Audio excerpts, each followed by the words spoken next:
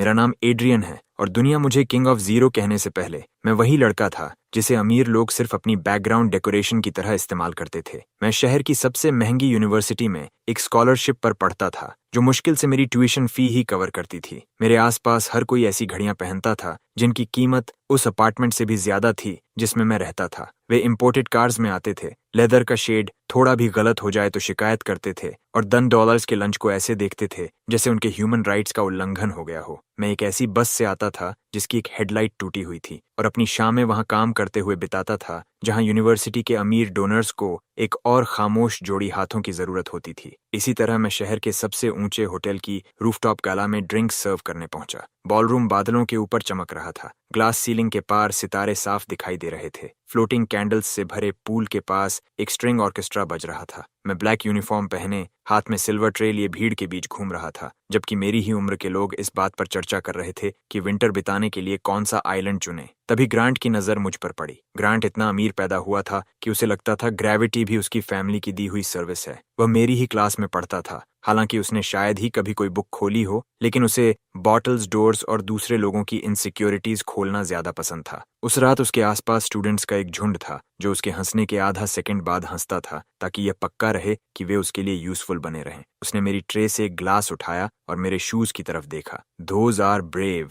उसने कहा। पूरा ग्रुप हंस पड़ा। मेरे शूज सस्ते थे, अच्छी तरह पॉलिश किए हुए थे, लेकिन सोल के पास से फटने लगे थे। मुझे यह अच्छी तरह पता था क्योंकि पिछले एक हफ्ते से मैं यही हिसाब लगा रहा था कि उन्हें बदलने से ग्लू लगाना सस्ता पड़ेगा या नहीं। ग्रांट ने अपना ड्रिंक थोड़ा झुकाया और रेड वाइन की एक पतली धारा ग्लास के किनारे से बहकर मेरी कफ पर गिर गई। "केयरफुल," उसने कहा। "You almost damage something expensive." फिर से हंसी गूंज उठी। सिरीना विंडो के पास खड़ी थी और बाकी सबकी तरह वह नहीं हंसी। वह मुझे स्कॉलरशिप मिलने से पहले से जानती थी, यूनिफॉर्म पहनने से पहले से जानती थी और उस समय से भी पहले से जब मैंने यह सीख लिया था कि अगर अपमान को डेटा की तरह ट्रीट किया जाए तो उसे सहना आसान हो जाता है। उसकी नजरें ग्रांट पर टिक गईं, लेकिन मैंने बहुत हल्के से सिर हिलाकर उसे मना कर दिया। मुझे किसी की बचाने की जरूरत नहीं थी, मुझे सिर्फ याद रखना था। हर इंसल्ट मेरे दिमाग के अंदर बने एक शांत कमरे में जाकर जमा हो जाता था। मैं उनमें से एक भी कभी नहीं भूलता था। जो लोग मुझे अपमानित करते थे, मैं उन्हें उसी तरह स्टडी करता था जैसे कोई चेस प्लेयर खुले हुए किंग का अध्ययन करता है।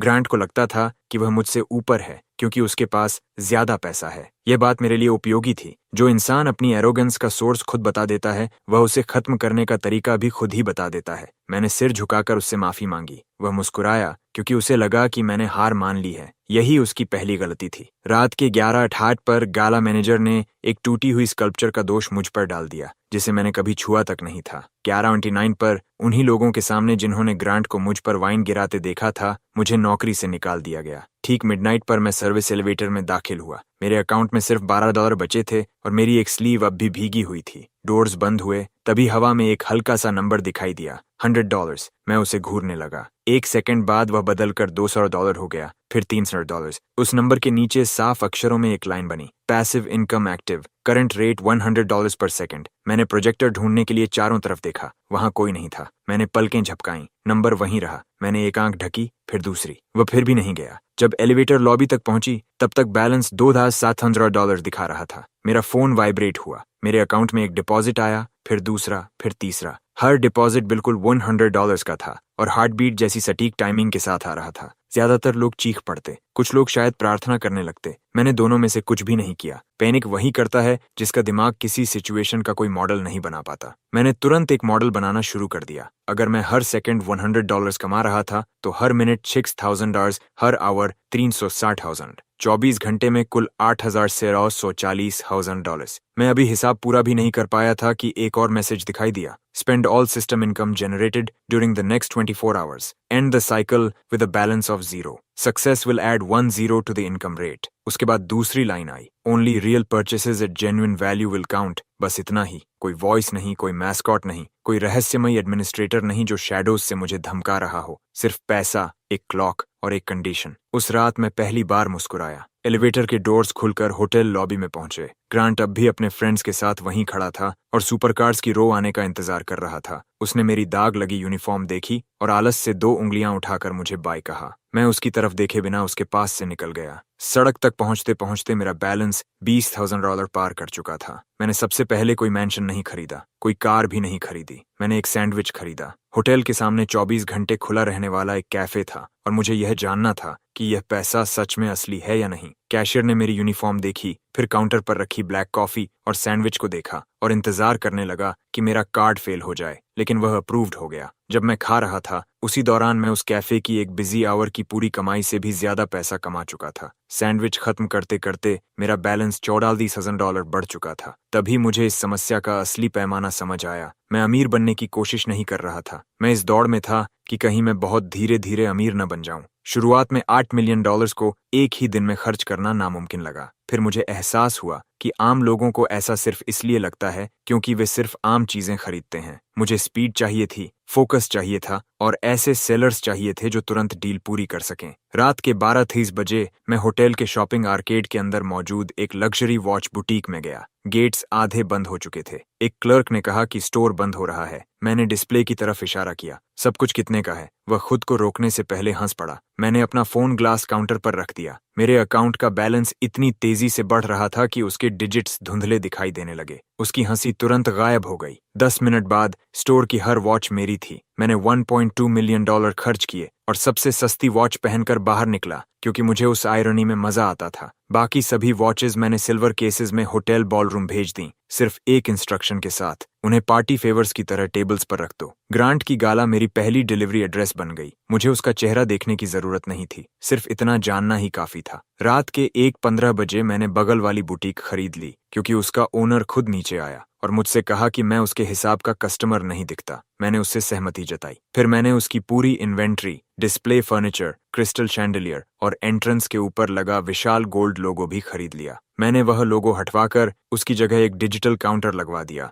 जो हर मिनट मेरी कमाई दिखा रहा था। मैंने उसके सोर्स के बारे में कुछ नहीं बताया। मिस्ट्री हमेशा एक्सप्लेनेशन से ज्यादा कीमती होती है। रात के 2 बजे मैं एक कार डीलरशिप में गया जहां नाइट स्टाफ ऑटो शो के लिए व्हीकल्स तैयार कर रहा था। एक सेल्समैन मुझे यूज्ड कार्स की तरफ ले जाने लगा। मैंने उससे पूरे शोरूम फ्लोर की कीमत पूछी। उसने ऐसा नंबर बताया जो मुझे डराकर भगा देने के लिए था। मैंने तुरंत पेमेंट कर दी। एक ही बार में 18 कार्स मेरी हो गईं। सेल्समैन ने पूछा कि मैं कौन सी कार चलाना चाहता हूँ। मैंने कहा ऑल ऑफ देम। मैंने सिरीना को कॉल किया। उसने चौथी रिंग पर फोन उठाया। उसकी आवाज आधी नींद में थी और पूरी तरह शक से भरी हुई। मैंने उससे कहा कि बाहर आ जाओ। 20 मिनट बाद वह डोर पर डेंट वाली अपनी पुरानी हैचबैक में पहुंची। उसने डीलरशिप को देखा, फिर मुझे देखा, फिर शोरूम लाइट्स के नीचे चमकती सुपरकार्स की लंबी लाइन को देखा। मैंने उसकी तरफ एक की उछाल दी। वह उसे पकड़ नहीं पाई। की उसके कंधे से टकराकर उसकी गोद में गिर गई। पहली बार मैं उसे सच में चौंकाने में सफल हुआ। एड्रियन, उसने धीरे से कहा, तुमने क्या किया? मैंने जवाब दिया,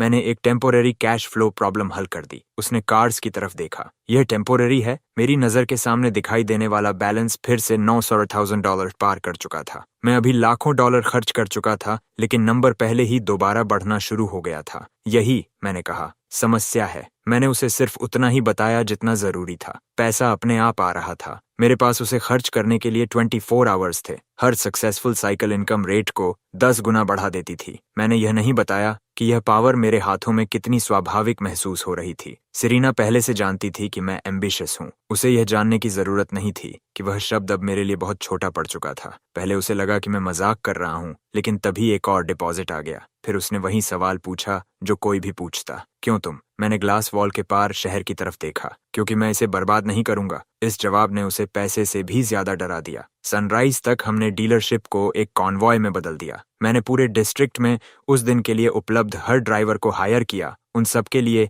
एक जैसे ब्लैक सूट्स खरीदे और कार्स को शहर में 2 बिल्कुल सीधी लाइंस में निकलवा दिया। मैं बीच वाली व्हीकल में बैठा, जबकि सिरीना सबसे आगे वाली कार चला रही थी। ज्यादातर इसलिए क्योंकि उसने किसी स्ट्रेंजर को उसे छूने तक से मना कर दिया था। साइडवॉक्स पर खड़े लोग हमारी वीडियो बना रहे थे। ब्रेकफास्ट से पहले ही न्यूज हेलीकॉप्टर्स ऊपर मंडराने लगे। एक रूमर फैल गया कि कोई अनजान प्रिंस शहर में आया है। दूसरा रूमर कह रहा था कि मैं किसी सीक्रेट टेक्नोलॉजी एम्पायर का हेयर हूं। मैंने दोनों रूमर्स को जिंदा रहने दिया। सच इतना अविश्वसनीय था कि उसका कोई फायदा नहीं था। सुबह 7 बजे मैं यूनिवर्सिटी वापस पहुंचा। ग्रांट मेन हॉल के बाहर खड़ा लोगों को यह कहानी सुना रहा था कि मुझे कैसे नौकरी से निकाला गया। जैसे ही हमारा कॉन्वॉय कोर्टयार्ड में दाखिल हुआ, उसकी ऑडियंस मुड़कर देखने लगी। एक कार उसके सामने आकर रुकी, फिर दूसरी, फिर तीसरी। जब तक 21वीं व्हीकल पहुंची तब तक कोई भी उसकी बात नहीं सुन रहा था। मैं नई सूट पहने और बुटीक की सबसे सस्ती वॉच लगाए बाहर उतरा। ग्रांट बस मुझे घूरता रह गया, लेकिन उसने खुद को जल्दी संभाल लिया।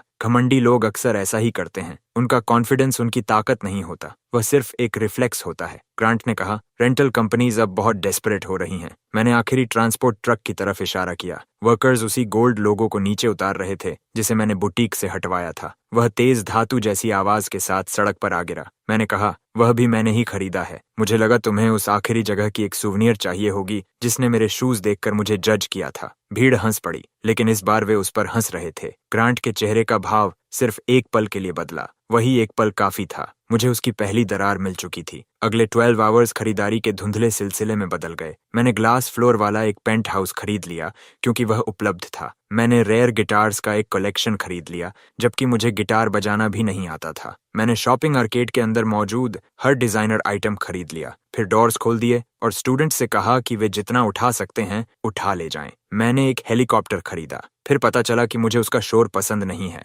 इसलिए लैंडिंग से पहले ही नॉइज कैंसलिंग हेडफोन्स खरीद लिए। पब्लिक को यह सब बहुत पसंद आया। एक कैमरा मेरे पीछे फर्नीचर शोरूम तक आया, जहां मैं एक बेहद अजीब गोल्डन काउच पर बैठा, अपना लगातार बढ़ता बैलेंस देखा और बिना उठे पूरी बिल्डिंग खरीद ली। शाम होते होते लोग यह पूछना छोड़ चुके थे कि क्या मैं अमीर हूँ। अब वे पूछ रहे थे कि मैं कितना अमीर हूँ। मैंने उन्हें एक नंबर बताया जो उसी समय तक पुराना पड़ चुका था, लेकिन सिस्टम पर इस अटेंशन का कोई असर नहीं पड़ा। उसे सिर्फ एक चीज की परवाह थी, 0। शाम के 6 बजे तक मैं $6 मिलियन से ज्यादा खर्च कर चुका था। शुरुआत में यह जीत जैसा लगा, फिर मैंने नंबर्स देखे और समझ गया कि मैं पीछे चल रहा हूँ। जब मैं नेगोशिएशन कर रहा था, ट्रैवल कर रहा था, खा रहा था और बात कर रहा था, तब भी पैसा लगातार आता रहा। मेरा हर पॉज मुझे सजा दे रहा था, हर सेकंड मेरे बैलेंस में और $100 जोड़ रहा था। मेरे पास सिर्फ 6 आवर्स बचे थे और मेरा बैलेंस फिर से $2 मिलियन पार कर रहा था। इससे भी बुरी बात यह थी कि बचे हुए सेलर्स अब जानबूझकर धीमे हो गए थे।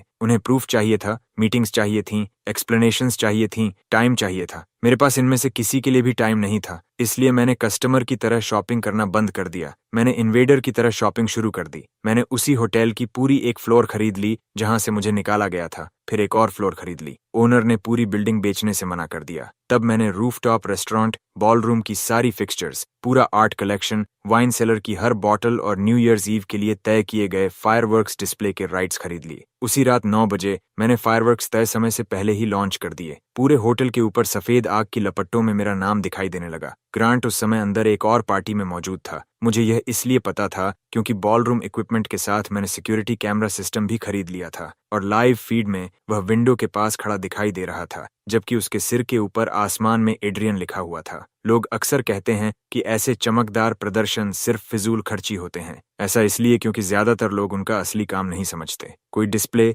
सिर्फ रोशनी नहीं होता, वह एक मैसेज होता है जो एक साथ हर इंसान तक पहुंचता है। मेरा मैसेज यह था कि मैं वापस आ चुका हूं, जबकि मेरी पुरानी यूनिफॉर्म पर लगा दाग अभी तक सूखा भी नहीं था। रात के 10:30 बजे भी मेरे पास $1.4 मिलियन बचे हुए थे। मैंने एक छोटा थिएटर और उसकी हर सीट खरीद ली। 11 बजे भी मेरे पास $1 मिलियन से ज्यादा थे। मैंने एक आर्ट गैलरी का पूरा सामान खरीद लिया। 11:30 बजे मेरा बैलेंस $612,000, फिर $618,000, फिर $624,000 हो गया। वह नंबर सांस लेने की तरह लगातार बढ़ता ही जा रहा था। सिरीना ऑक्शन हाउस के बैक रूम में मेरे साथ खड़ी क्लॉक देख रही थी। देर रात की एक चैरिटी ऑक्शन में दहाड़ते हुए लायन के आकार की गोल्ड प्लेटेड स्टैच्यू बेची जा रही थी। वह स्टैच्यू भारी थी, बदसूरत थी और बिल्कुल वैसी चीज थी जिसे अमीर लोग तब खरीदते हैं जब वे भूल चुके होते हैं कि खूबसूरती कैसी दिखती है। बिडिंग $500,000 तक पहुंच चुकी थी। मैं अपना बैलेंस देख रहा था, $591,400, $591,500, $571,600। मैंने अपना पैडल उठा दिया। ऑक्शनियर ने $575,000 पुकारा।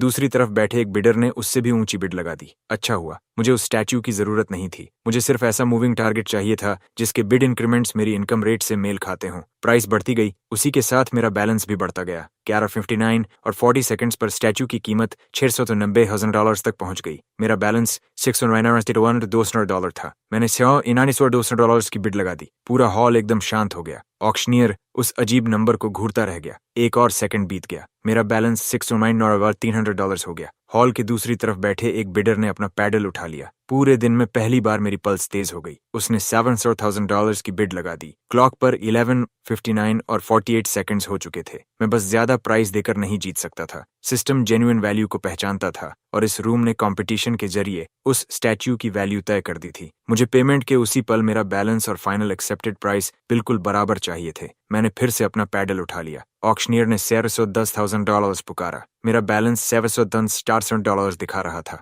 4 सेकंड्स का अंतर। दूसरा बिडर कुछ पल के लिए झिझका। मैंने उसकी तरफ देखा, फिर स्टैच्यू की तरफ देखा, फिर ऐसे मुस्कुराया जैसे मुझे कोई ऐसी बात पता हो जो उसे नहीं पता। वह मेरे जाल में फंस गया और उसने $720,000 की बिड लगा दी। लोगों को कंट्रोल करना सबसे आसान तब होता है जब उन्हें लगता है कि वे तुम्हारा विरोध कर रहे हैं। क्लॉक पर 11:59 और 58 सेकंड्स हो चुके थे। मेरा बैलेंस $720,000 तक पहुंच गया। मैंने अपना पैडल उठाया। $720,100 मैंने कहा। ऑक्शनियर एक पल के लिए चौंक गया। दूसरा बिडर हंस पड़ा और उसने अपना हाथ नीचे कर लिया। उसकी नजर में मैं हताश दिख रहा था। मेरी नजर में आखिरी सेकंड हवा को चीरती हुई गिरती तलवार जैसा था। ऑक्शनियर ने हैमर उठाया। मेरा बैलेंस $720,100 हो गया। हैमर नीचे गिरा। पेमेंट क्लियर हो गई। मिडनाइट हो गई। मेरी नजर के सामने दिख रहा नंबर 0 बन गया। उस एक बिल्कुल सही पल में मेरी जिंदगी की सबसे अमीर महसूस होने वाली भावना यही थी कि मेरे पास कुछ भी नहीं था। फिर इंटरफेस बदल गया। Challenge complete. न्यू रेट $1,000 पर सेकंड। एक सेकंड बाद मेरा बैलेंस $1,000 हो गया। फिर $2,000, फिर $3,000। सिरीना ने मेरे चेहरे का भाव देखा और एक कदम पीछे हट गई। क्या हुआ? उसने पूछा। मैंने उस बेवकूफी भरे गोल्डन लायन की तरफ देखा जिसे मैंने अभी ऑक्शन में खरीदा था। फिर उन गेस्ट्स की तरफ देखा जो मेरे बारे में फुसफुसा रहे थे। फिर उस क्लॉक की तरफ जो नए 24 आवर साइकिल की शुरुआत कर रही थी। मैंने एक दिन में $8,140,000 कमाए थे। अब अगले दिन में $400,000 कमाने वाला था। मैंने अपना एक हाथ लायन के सिर पर रखा। कल, मैंने कहा, मैं वापस क्लास में जा रहा हूँ। अगली सुबह 8 बजे तक मैं सोते सोते $28,800 कमा चुका था। मुझे यह बात तब पता चली जब सिरीना ने मेरे ऊपर एक पिलो फेंका। हमने पहली चैलेंज के दौरान खरीदे गए पेंट हाउस में रात बिताई थी। उसमें 6 बेडरूम्स थीं, एक प्राइवेट एलिवेटर था, हीटेड बैल्कनी थी और एक बाथ टब था जो इतनी ऊंचाई पर बनी विंडो के पास रखा था कि कभी कभी बादल भी उसके नीचे से गुजरते थे। मैंने सबसे छोटा बेडरूम चुना था क्योंकि बाकी मुझे बेकार लग रहे थे। सेरीना ने काउच चुना था क्योंकि उसे उस बिल्डिंग पर, उस पैसे पर और मुझ पर भरोसा नहीं था। उसने कहा, तुम्हारा फोन पिछले 8 आवर्स से वाइब्रेट कर रहा है। मैंने बैलेंस देखा। $28,84,000, फिर $28,85,000, फिर $28,86,000। मैं 6 आवर्स सोया था और जागते ही मेरे पास इतना पैसा था कि मैं वहीं होटल खरीद सकता था जहां से मुझे निकाला गया था। इसलिए मैंने वहीं किया। 8 पर मैंने ओनर को कॉल किया और उसे पूरी अप्रेज्ड वैल्यू देने की ऑफर दी। उसने मना कर दिया क्योंकि उसे लगा मैं मजाक कर रहा हूँ। 8:17 पर मैंने उसे फंड्स की लाइव इमेज भेज दी। 8:20 पर उसने और ज्यादा प्राइस मांगी। 8:21 पर मैंने उससे कहा कि यह ऑफर 60 सेकंड्स में खत्म हो जाएगी। 8:22 पर वह होटल मेरा हो चुका था। मैंने अभी तक अपने दांत भी ब्रश नहीं किए थे। उस डील ने मुझे एक बहुत महत्वपूर्ण बात सिखाई। पैसा सिर्फ चीजें नहीं खरीदता। जब उसकी स्पीड काफी ज्यादा हो तो वह दूसरे लोगों के टाइम का एहसास भी खरीद लेता है। उस ओनर ने अपनी पोजीशन बनाने में कई दशक लगाए थे। मैंने उसे छोड़ने के लिए सिर्फ 1 मिनट दिया। उसने छोड़ दी क्योंकि उसके सामने रखा अमाउंट उसकी पिछली पूरी जिंदगी से बड़ा था। मैंने किसी चीज का नाम नहीं बदला। साइन बदलने में टाइम लगता और मेरी 9 बजे लेक्चर थी। सिरीना मेरे साथ प्राइवेट एलिवेटर में आई, हाथ में उन एसेट्स की लिस्ट लिए जिन्हें उसने सेल पर पाया था। उसने लगभग 6 आवर्स तक मेरी मदद करने से इनकार किया था, लेकिन फिर उसे समझ आया कि अगर उसने मुझे अकेला छोड़ दिया तो मैं शायद सिर्फ इसलिए कोई वॉल्केनो खरीद लूं क्योंकि वह महंगा दिखता है। वह सही थी। जब हम यूनिवर्सिटी पहुंचे तो कोर्टयार्ड लोगों से भरा हुआ था। कॉन्वॉय की खबर रात भर में फैल चुकी थी और कई कार्स अब भी मेन हॉल के आसपास किसी मेटल प्रेडेटर की तरह खड़ी थीं। जैसे ही मैं रास्ते पर चला, स्टूडेंट्स ने अपने फोन्स उठा लिए। ग्रांट उसी सिल्वर कूप के सहारे खड़ा था जिसे मैंने पिछली रात खरीदा था। वह उसके साथ फोटोज खिंचवा रहा था। मैं उसकी तरफ बढ़ा। वह ऐसे मुस्कुराया जैसे कार उसी की हो। उसने कहा, तुम्हारी रेंटल काफी अटेंशन खींच रही है। मैंने अपना हाथ आगे बढ़ाया। उसने मेरे हाथ की तरफ देखा कि उसकी मुस्कान तन गई। मैं बस इसकी क्राफ्ट्समैनशिप की तारीफ कर रहा था। मैंने कहा, तो फिर बाहर से ही उसकी तारीफ करो। भीड़ से वही हल्की सी आवाज निकली जो लोग तब निकालते हैं जब उन्हें खून की गंध आ जाए लेकिन वे शालीन बने रहना चाहते हों। ग्रांट ने की मेरी तरफ उछाल दी। उसे उम्मीद थी कि मैं उसे पकड़ लूंगा। मैंने उसे जमीन पर गिरने दिया। फिर मैंने सबसे पास खड़े उस स्टूडेंट की तरफ देखा जो हमारी वीडियो बना रहा था। मैंने पूछा, तुम्हारे पास ड्राइवर्स लाइसेंस है? उसने सिर हिलाया। मैंने कार की तरफ इशारा किया। सनसेट तक ये तुम्हारी है। पूरा कोर्टयार्ड शोर से गूंज उठा। ग्रांट का चेहरा बिल्कुल स्थिर रहा, लेकिन उसके कनपट्टी के पास की नस नहीं। यही उसकी दूसरी गलती थी। उसे लगता था कि स्टेटस रेयर चीजों का मालिक बनने से मिलता है। मैं समझ चुका था कि असली स्टेटस इस बात से मिलता है कि रेयर चीजों का मालिक बनने का फैसला तुम किसके लिए करते हो। मैं 7 मिनट्स लेट क्लास में पहुंचा। प्रोफेसर ने बोलना बंद कर दिया। हर नजर मेरा पीछा करती हुई सेरीना के बगल वाली सीट तक आई। ग्रांट हमारे पीछे वाली रो में बैठ गया और पहले 10 मिनट्स तक जानबूझकर इतनी ऊंची आवाज में फ्रॉड, स्टोलन मनी और फेक बैंक एप्लीकेशंस की बातें करता रहा कि पूरा रूम सुन सके। वह चाहता था कि पूरी क्लास मुझ पर शक करे, इसलिए मैंने पूरी क्लास को चर्चा करने के लिए उससे भी बड़ी चीज दे दी। लेक्चर का विषय मार्केट पावर था। प्रोफेसर ने पूछा कि किसी कंपनी को किसी सेक्टर पर डोमिनेंस हासिल करने की ताकत किस चीज से मिलती है। कई स्टूडेंट्स ने पैटेंट्स, सप्लाई चेन्स और ब्रांड लॉयल्टी का नाम लिया। मैंने अपना हाथ उठाया। स्पीड, मैंने कहा। प्रोफेसर ने मुझसे उसे समझाने को कहा। मैंने शहर की सालाना इंटरनेशनल ऑटो एग्जीबिशन की लाइव ऑक्शन पेज खोल ली। वह एग्जीबिशन उसी दोपहर शुरू होने वाली थी। उसमें 100 से ज्यादा लग्जरी और एक्सपेरिमेंटल व्हीकल्स लिस्टेड थे, जिनमें एक कार्बन फाइबर हाइपर कार भी शामिल थी, जिसे खरीदने की प्लानिंग के बारे में ग्रांट कई महीनों से सबको बता रहा था। मैंने तुरंत सेल के लिए उपलब्ध हर व्हीकल खरीद ली। कुल कीमत 62 मिलियन से थोड़ी ज्यादा थी। जैसे जैसे कन्फर्मेशन स्क्रीन्स मेरे टैबलेट पर भरती गईं, पूरे रूम में हैरानी की आवाजें गूंजने लगीं। मैंने ग्रांट की तरफ मुड़कर पूछा, क्या वही नीली वाली थी जिसे तुम खरीदना चाहते थे? उसने कोई जवाब नहीं दिया। मैंने फिर प्रोफेसर की तरफ देखा। यही होती है स्पीड। लेक्चर समय से पहले खत्म हो गई। दोपहर 12 बजे जब एग्जीबिशन खुली तो वहां मौजूद लगभग हर बड़ी व्हीकल पर एक छोटा सा ब्लैक कार्ड लगा था, जिस पर लिखा था सोल्ड टू एड्रियन। मैंने उन्हें रस्सियों के पीछे बंद नहीं रखा। मैंने उन्हें कन्वेंशन फ्लोर पर स्पाइरल की तरह सजाया और पब्लिक को फ्री एंट्री दे दी। बच्चे $1 मिलियन कंसेप्ट कार्स में बैठ रहे थे। डिलीवरी वर्कर्स रॉयल्टी के लिए बनी मोटरसाइकिल्स के साथ फोटोज खिंचवा रहे थे। एक बुजुर्ग दादी नीली हाइपर कार को धीरे धीरे घुमा रही थी, जबकि ग्रांट एक बैरियर के पीछे खड़ा सब देख रहा था। मैं एक आर्मर्ड लिमोजीन की छत पर खड़ा होकर कैमराज से बोला, लग्जरी तभी प्रभावशाली लगती है जब कोई कहे कि तुम इसे नहीं पा सकते। आज किसी को भी यह कहने का अधिकार नहीं है। सुनने में यह उदारता जैसी बात थी, लेकिन असल में यह ग्रांट की पूरी पहचान पर सीधा हमला था। दोपहर 1 बजे तक मेरा नाम पूरे शहर में सबसे ज्यादा सर्च किया जाने वाला शब्द बन चुका था। 2 बजे तक वह पूरे देश में ट्रेंडिंग था। 3 बजे तक अनजान लोगों ने ऑनलाइन ग्रुप्स बना लिए थे, जहां वे ये गेस कर रहे थे कि मेरा पैसा कहां से आ रहा है। Hidden Prince, artificial intelligence, buried treasure, time traveller, criminal mastermind. सिर्फ एक इंसान ने अंदाजा लगाया कि डिपॉजिट्स लगातार आ रहे थे। मेरी मुलाकात जूलियन से नीली हाइपरकार के पास हुई। उसने डिजाइनर क्लोथ्स से भरे हॉल में एक साधारण ग्रे कोट पहन रखा था। उसकी उंगलियों के बीच एक छोटा ब्रास कॉइन था, जिसे वह बिना नीचे देखे लगातार अपनी नकल्स पर घुमा रहा था। उसके बाल बिखरे हुए थे, लेकिन उसके शूज बिल्कुल साफ थे। उसने मुझसे फोटो नहीं मांगी, उसने पैसे भी नहीं मांगे। उसने मुझे उसी तरह देखा जैसे मैं किसी मुश्किल इक्वेशन को देखता हूँ। उसने कहा, तुमने गोल्ड लायन के लिए पेमेंट ठीक मिडनाइट पर की थी। मैं कैमरास के लिए मुस्कुराया। क्या तुम आर्ट पर बात करने आए हो? उसने कहा, नहीं, वह बहुत खराब आर्ट है। मुझे वह तुरंत पसंद आ गया। इसका मतलब ये नहीं था कि मैं उस पर भरोसा करता था। जूलियन ने कॉइन को एक बार फिर घुमाया। तुमने कल $8,640,000 खर्च किए। ये एग्जैक्ट नंबर किसी भी पब्लिक रिपोर्ट में मौजूद नहीं था। ऑक्शन सबको पता थी, कार्स सबको पता थी, वॉच कलेक्शन सबको पता थी, लेकिन कई परचेसेस प्राइवेट थीं। मैं मुस्कुराता रहा। क्या मैंने? लगभग अमाउंट से ज्यादा दिलचस्प टाइमिंग है। तुमने मिडनाइट पर शुरुआत की,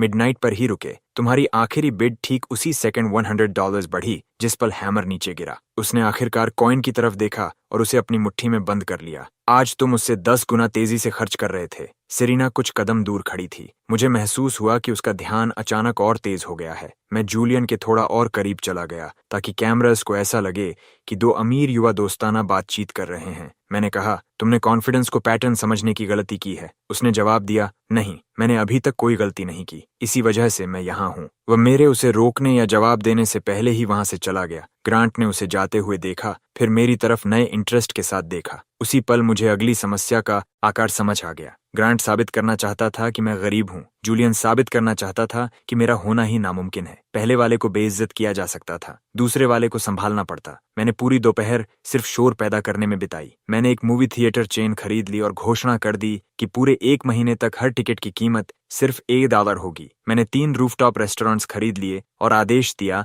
कि वहां वर्क क्लोथ्स पहनकर आने वाले हर इंसान को सूट पहनने वालों से पहले सर्विस दी जाएगी। मैंने हेलीकॉप्टर्स का पूरा फ्लीट खरीद लिया और उनसे ऑक्शन हाउस वाले गोल्डन लायन को उठवाकर अपने नए होटल की छत पर पहुंचा दिया। जमीन पर वह लायन बदसूरत लगता था, लेकिन जब वह रश आवर ट्रैफिक के ऊपर 3 हेलीकॉप्टर्स के नीचे लटक रहा था तब वह शानदार दिखाई दे रहा था। शहर का हर कैमरा आसमान की तरफ मुड़ गया। इससे मुझे 7 मिनट्स मिले जिनमें सड़क पर कोई ध्यान नहीं दे रहा था। उन्हीं 7 मिनटों के दौरान मैं और सिरीना फाइनेंशियल डिस्ट्रिक्ट के नीचे बने एक छोड़े हुए अंडरग्राउंड ट्रेन प्लेटफॉर्म में दाखिल हुए। मैंने वह स्टेशन एक ट्रांजिट रीडेवलपमेंट कंपनी से $12 मिलियन में खरीद लिया। उस परचेज में कोई दिखावा नहीं था। यही वजह थी कि मुझे वह चाहिए था। वह प्लेटफॉर्म 5 बड़ी बिल्डिंग्स के नीचे बने सर्विस टनल से जुड़ा हुआ था। वह मुझे शहर के बिल्कुल बीचों बीच कैमरास और ट्रैफिक से छिपा हुआ एक प्राइवेट राउट देता था। पैसा सिर्फ अटेंशन नहीं खरीद सकता था, वह एब्सेंस भी खरीद सकता था। सिरीना ने पुरानी रेलवे ट्रैक्स की तरफ देखा।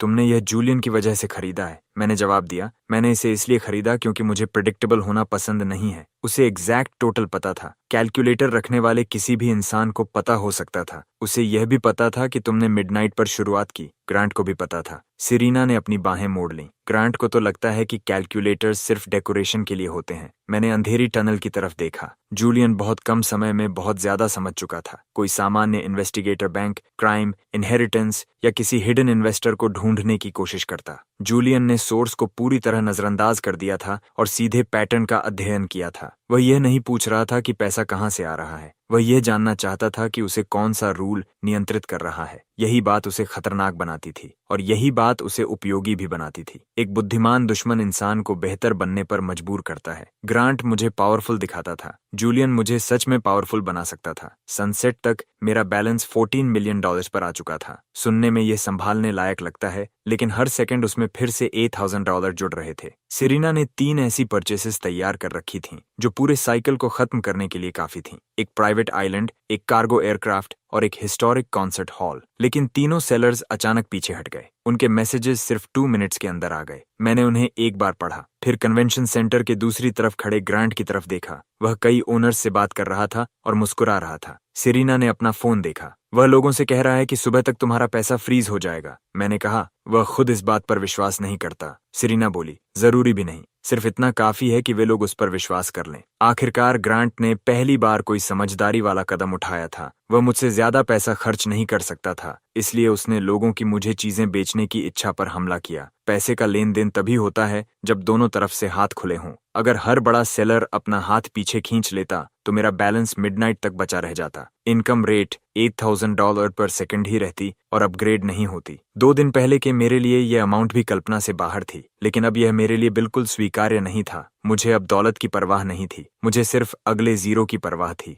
शाम 8 बजे मैं कन्वेंशन स्टेज पर चढ़ा और माइक्रोफोन मांगा। पूरा हॉल शांत हो गया। ग्रांट सामने खड़ा था, उन लोगों से घिरा हुआ जिन्हें लगता था कि उसने मुझे घेर लिया है। मैंने घोषणा की कि उस रात मैं कोई और private island, aircraft, concert hall, luxury car या ज्वेलरी नहीं खरीदूंगा। सबसे पहले ग्रांट हंसा, फिर पूरी भीड़ हंसने लगी। उसके बाद मैंने अपनी बात पूरी की। इसके बजाय मैं यह एग्जीबिशन सेंटर खरीद रहा हूँ। हंसी तुरंत रुक गई। बिल्डिंग का ओनर स्टेज के पास ही खड़ा था। मैं उसी सुबह उससे बात कर चुका था, ग्रांट की छोटी सी ब्लॉकेड शुरू होने से बहुत पहले। उसने मेरी पहली ऑफर ठुकरा दी थी क्योंकि सेंटर अच्छी कमाई कर रहा था। दोपहर 12 बजे मैंने उसके सबसे बड़े कंपेटिटर के नीचे की पूरी लैंड खरीद ली। 3 बजे मैंने पार्किंग कंपनी खरीद ली जो दोनों लोकेशंस को सर्विस देती थी। 5 बजे मैंने एक फ्री ऑटो एग्जीबिशन की घोषणा कर दी जिसने उसके पेड इवेंट से लगभग हर विजिटर को अपनी तरफ खींच लिया। 7 बजे तक वही ओनर खुद बिल्डिंग बेचना चाहता था। मैंने उसे $41 मिलियन देकर खरीद लिया। ट्रांजैक्शन कंप्लीट होते ही पूरी भीड़ गूंज उठी।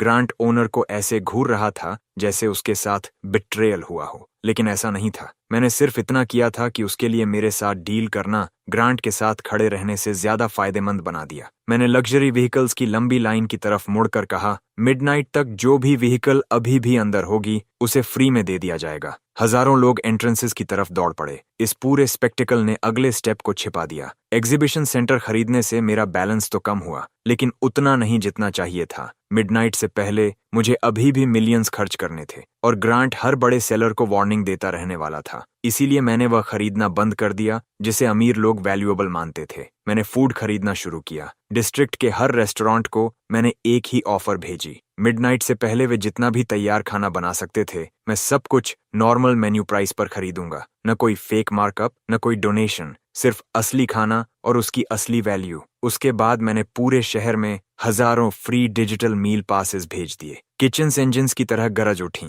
डिलीवरी बाइक्स सड़कों पर भर गईं। फैमिलीज उन रेस्टोरेंट्स में खाना खाने लगीं जिनका खर्च वे कभी उठा नहीं सकती थीं। देर तक काम करने वाले वर्कर्स अपनी शिफ्ट खत्म करके बाहर निकले तो पाया कि उनके लिए पहले से ही टेबल्स का पेमेंट किया जा चुका था। रेस्टोरेंट्स जितनी तेजी से खाना बना रहे थे, मेरा बैलेंस उतनी ही तेजी से घट रहा था। ग्रांट ने मैंशंस और यॉट्स के ओनर्स को मुझे बेचने से रोक दिया था, लेकिन वह यह भूल गया था कि पूरा शहर भी डिनर बेच सकता है। 11 बजे तक मैं 400,000 से ज्यादा मील्स खरीद चुका था। 11:30 बजे तक मैंने उस रात के लिए उपलब्ध हर होटल रूम खरीद ली और उन्हें उन लोगों के लिए खोल दिया जो बाहर सोते थे। मैंने हर थिएटर की बची हुई सीट, हर खाली बोलिंग लेन, मिडनाइट से पहले की हर लेट ट्रेन टिकट और हर टैक्सी राइड खरीद ली जो पहले से बुक की गई थी। हर परचेज असली थी। हर ट्रांजैक्शन में वैल्यू उन लोगों से उन लोगों तक पहुंच रही थी जिन्हें उसकी जरूरत थी। पूरा शहर बिना किसी वार्निंग के एक फेस्टिवल में बदल गया।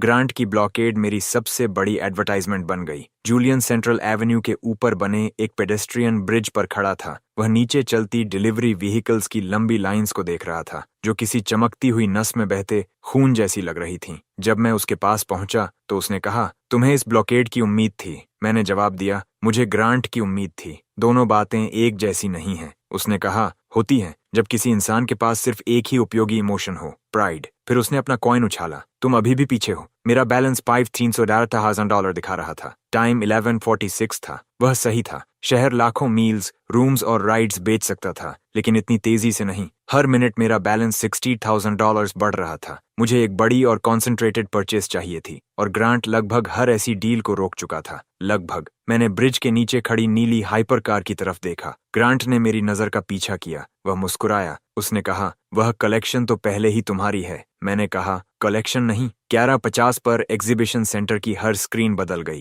कार डिस्प्ले गायब हो गया। उसकी जगह ईस्टर्न हार्बर के शिपयार्ड से लाइव वीडियो दिखाई देने लगी। फ्लड लाइट्स के नीचे एक लंबी काली यॉट खड़ी थी। उसका बो किसी ब्लेड की तरह बना था। ग्रांट कई सालों से सबको बताता फिरता था कि उसकी फैमिली वही यॉट उसके लिए बनवा रही है। उसे उसके 21वें बर्थडे पर लॉन्च किया जाना था। वह स्क्रीन की तरफ मुड़ा। पहली बार उसका कॉन्फिडेंस वापस नहीं लौटा। वह यॉट कभी उसकी थी ही नहीं। फाइनल डिलीवरी तक वह शिपयार्ड की प्रॉपर्टी थी। उसी दोपहर जब ग्रांट ओनर्स को मुझे बेचने से रोकने में लगा था, मैंने शिपयार्ड के अगले 6 मंथ्स के पूरे प्रोडक्शन आउटपुट खरीद लिए थे। वह यॉट वहां तैयार हुई सबसे कीमती वेसल थी। मैंने कोई लूप होल इस्तेमाल नहीं किया था। मैंने सिर्फ वही खरीदा था जो शिपयार्ड सच में बना रहा था। उसकी फाइनल प्राइस मेरे मौजूदा बैलेंस से 5.8 मिलियन ज्यादा थी, इसलिए मैं इंतजार करता रहा। ग्रांट तेजी से मेरी तरफ आया। तुम उसे नहीं ले सकते। मैंने उसकी तरफ देखा। कार तो मैं पहले ही ले चुका हूँ। उसके हाथ मुट्ठियों में बदल गए। हमारे चारों तरफ भीड़ का एक घेरा बन गया। कैमरास ऊपर उठ गए।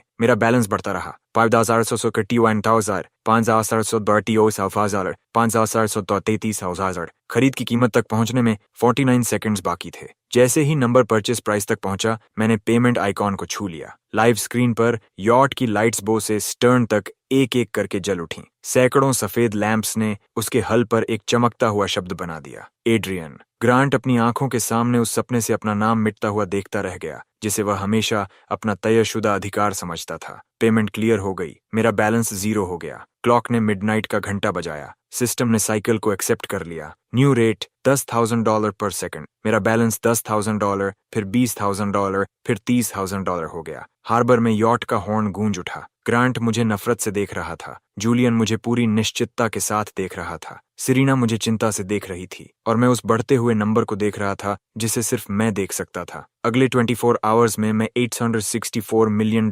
कमाने वाला था। शहर मुझे पहले ही वह सब दिखा चुका था जिसे बेचने के लिए वह तैयार था। अब मुझे उसे और ज्यादा बेचने के लिए सिखाना था। $10,000 पर सेकंड ने टाइम का मतलब ही बदल दिया। एक रेड लाइट 30 सेकंड्स तक रहती थी, यानी $300,000। पेंट हाउस तक एलिवेटर की एक राइड मुझे नई इनकम में $500,000 दे देती थी। सिर्फ दांत ब्रश करने में मैं उतना कमा लेता था जितना ज्यादातर लोग पूरे साल में नहीं कमाते। पहली बार मुझे समझ आया कि सिस्टम स्पेंडिंग का रिवॉर्ड नहीं दे रहा था, वह डिले की सजा दे रहा था। रात 12:15 तक मैं पहले ही $9 मिलियन जमा कर चुका था। सिरीना डाइनिंग टेबल पर बैठी थी। उसके सामने 3 टैबलेट्स, 4 प्रॉपर्टी लिस्टिंग्स और एक कॉफी का कप रखा था जिसे वह पीना ही भूल गई थी। उसने कहा, हमने शहर के लगभग हर इमीडिएट सेलर का इस्तेमाल कर लिया। मैंने पूछा, तो अब? मैंने वॉल डिस्प्ले चालू किया। पूरे देश का मैप उस ग्लास स्क्रीन पर फैल गया। रात 1 बजे तक मैं एक छोटी एयरलाइन का पूरा अवेलेबल फ्लीट खरीद चुका था। 2 बजे तक मैं दूसरे स्टेट में मौजूद 2 office towers, antique racing cars का एक कलेक्शन और एक प्राइवेट माउंटेन रिजॉर्ट खरीद चुका था जिसे मैंने कभी देखा तक नहीं था। 3 बजे तक मैंने कोस्ट पर मौजूद सबसे बड़ा इंडिपेंडेंट गेम स्टूडियो खरीद लिया, सिर्फ इसलिए क्योंकि उसके ओनर ने फोन जल्दी उठा लिया। गेम स्टूडियो के एम्प्लॉयज को लगा कि अब मास फायरिंग्स होने वाली हैं। उसकी जगह मैंने उन्हें आदेश दिया कि वे अपनी अब तक रिलीज की गई हर गेम में एक छिपा हुआ गोल्डन लायन डाल दें। जो भी सभी गोल्डन लायंस ढूंढ लेगा उसे मेरी कलेक्शन में से एक सुपरकार मिलेगी। सूरज निकलने से पहले ही डाउनलोड्स 3 गुना हो गए। बेवकूफ़ी भरे आइडियाज का एक फायदा होता है, वे समझदारी वाले आइडियाज से ज्यादा फैलते हैं। लोग उन्हें बार बार दोहराते हैं। सुबह 5 बजे तक मेरी खरीदारी एक नेशनल एंटरटेनमेंट प्रोग्राम बन चुकी थी। न्यूज चैनल्स एक मैप दिखा रहे थे और जहां जहां मैं कुछ खरीदता वहां चमकते हुए मार्कर्स लगा देते। कमेंटेटर्स इस बात पर बहस कर रहे थे कि मेरा असली मकसद क्या है। फाइनेंशियल एक्सपर्ट्स दावा कर रहे थे कि मैं किसी बड़े टेकओवर की तैयारी कर रहा हूं। साइकोलॉजिस्ट कह रहे थे कि मेरा मेंटल ब्रेकडाउन हो रहा है। एक फॉर्मर मैजिशियन ने दावा किया कि मैं एक ही सूट के अंदर छिपे 3 बच्चे हूं। मैंने उसका थिएटर खरीद लिया और लॉबी में गोल्डन लायन रखवा दिया। जनता हंस पड़ी, लेकिन ग्रांट नहीं हंसा। ग्रांट सुबह के एक ब्रॉडकास्ट में कई अमीर मालिकों के साथ दिखाई दिया और उसने घोषणा की कि जिम्मेदार बिजनेसेस को संदिग्ध पैसे स्वीकार करने से इनकार कर देना चाहिए। उसने मेरा नाम एक बार भी नहीं लिया, जिसका मतलब था कि वह हर 10 सेकंड में मेरे बारे में ही बात कर रहा था। उसके पीछे खड़े लोगों का ग्रुप जल्द ही नो सेल्स सर्कल के नाम से जाना जाने लगा। उनके पास hotels, galleries, private aircraft, luxury apartments, shopping centres और शहर में बेघर परिवारों से भी ज्यादा खाली मैंशंस थे। एक एक करके सभी ने वादा किया कि जब तक मेरी दौलत का स्रोत पता नहीं चल जाता वे मुझे कुछ भी नहीं बेचेंगे। ग्रांट ने सीधे कैमरा की तरफ देखा। कुछ लोग सोचते हैं कि पैसा सम्मान खरीद सकता है। आज हम उन्हें याद दिलाएंगे कि पैसा सब कुछ नहीं खरीद सकता। मैं अपनी नई यॉट के ब्रिज से यह सब देख रहा था। फिर मैंने वही टेलीविजन स्टेशन खरीद लिया जो उसका ब्रॉडकास्ट दिखा रहा था। स्क्रीन 1 सेकंड के लिए पूरी तरह काली हो गई। जब तस्वीर वापस आई, ग्रांट अब भी बोल रहा था, लेकिन उसके नीचे एक छोटा सा काउंटर दिखाई देने लगा।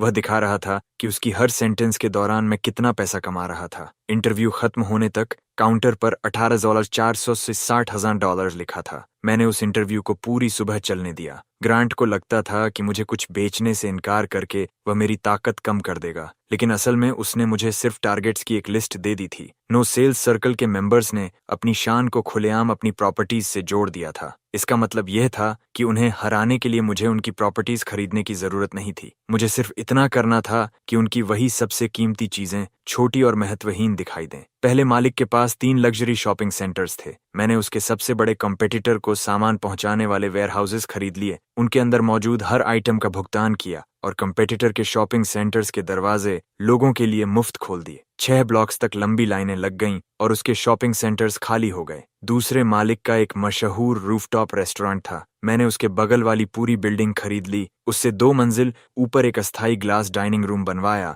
और उससे भी बेहतर खाना बिल्कुल मुफ्त परोसना शुरू कर दिया। उसके गेस्ट्स पूरी शाम ऊपर मेरी तरफ देखते रहे। तीसरे मालिक के पास एक प्राइवेट म्यूजियम में रेयर कार्स का कलेक्शन था। मैंने अपनी 100 एग्जीबिशन कार्स को हेवी लिफ्ट हेलीकॉप्टर से म्यूजियम के ऊपर उड़वाया और आसपास की सड़कों पर उन्हें एक क्राउन के आकार में सजवा दिया। मैंने उसकी कलेक्शन को छुआ तक नहीं, मैंने बस उसे महत्वहीन बना दिया। दोपहर तक नो सेल्स सर्कल के 2 मेंबर्स उसे छोड़ चुके थे और उन्होंने सिरीना को निजी तौर पर कॉल किया। 1 बजे तक 5 लोग ग्रुप छोड़ चुके थे। 2 बजे तक ग्रांट उन लोगों पर चिल्ला रहा था जिन्होंने उसके कॉल्स उठाने ही बंद कर दिए थे। सीख बहुत सीधी थी। घमंड पर टिकी हुई एकता केवल तब तक रहती है जब तक घमंड बहुत महंगा नहीं पड़ जाता। फिर भी उस सर्कल को तोड़ देना काफी नहीं था। लगातार खरीदारी के बावजूद मेरा बैलेंस $400 मिलियन पार कर चुका था। हर घंटे उसमें $36 मिलियन और जुड़ रहे थे। उस रफ्तार पर किसी मैंशन को खरीदना ऐसा लग रहा था जैसे नदी में एक सिक्का फेंक देना। मुझे इससे कहीं भारी चीजें खरीदनी थीं, इसलिए मैंने एक पोर्ट खरीद लिया। ईस्टर्न कार्गो पोर्ट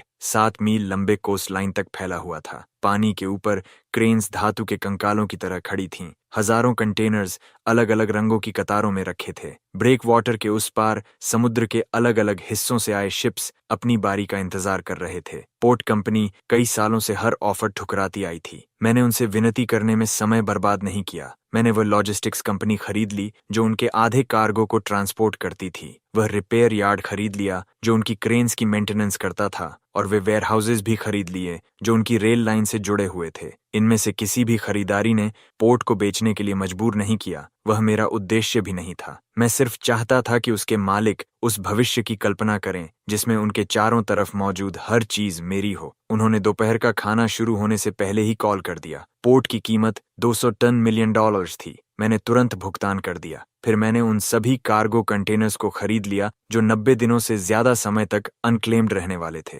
सूर्यास्त तक वर्कर्स ने उन कंटेनर्स को हार्बर के पास एक अस्थायी शहर की तरह जमा दिया। ड्रोन्स ने उन्हें सिल्वर और गोल्ड रंग से रंग दिया। टावर्स के बीच फूड स्टॉल्स खुल गए। क्रेन प्लेटफॉर्म्स पर म्यूजिशियंस ने प्रदर्शन शुरू कर दिया। बीचों बीच वही बदसूरत गोल्डन लायन एक घूमते हुए स्टेज पर खड़ा था जो समुद्र से भी साफ दिखाई देता था। मैंने उसका नाम हार्बर पैलेस रखा। वह सिर्फ एक रात के लिए बनाया गया था। पहले ही घंटे में 10,000 लोग वहां पहुंच गए। ग्रांट हेलीकॉप्टर से आया क्योंकि वह चाहता था कि कैमरास देखें कि उसे कोई डर नहीं है। वह एक कंटेनर टावर की छत पर सफेद सूट पहने ऐसे उतरा जैसे कोई दुश्मन के इलाके में कदम रख रहा हो। मैं नीचे किनारे के पास उससे मिला। जिस पोर्ट को मैंने उसी दोपहर खरीदा था वह अब पूरे देश की सबसे बड़ी पार्टी बन चुका था। उसने कहा, तुम पैसे जला रहे हो? मैंने जवाब दिया, नहीं, पैसे जलाने से सिर्फ गर्मी पैदा होती है। मैं यादें बना रहा हूँ। तुम्हें लगता है इससे तुम महत्वपूर्ण बन जाओगे? मैंने कहा, मुझे लगता है तुम यहाँ बिना इनविटेशन के आए हो। उसका जबड़ा कस गया। वह इतना पास झुकाया कि कैमरास अब उसके होंठ नहीं पड़ सकते थे। उसने धीमी आवाज में कहा, आज रात तुम इसे पूरा नहीं कर पाओगे।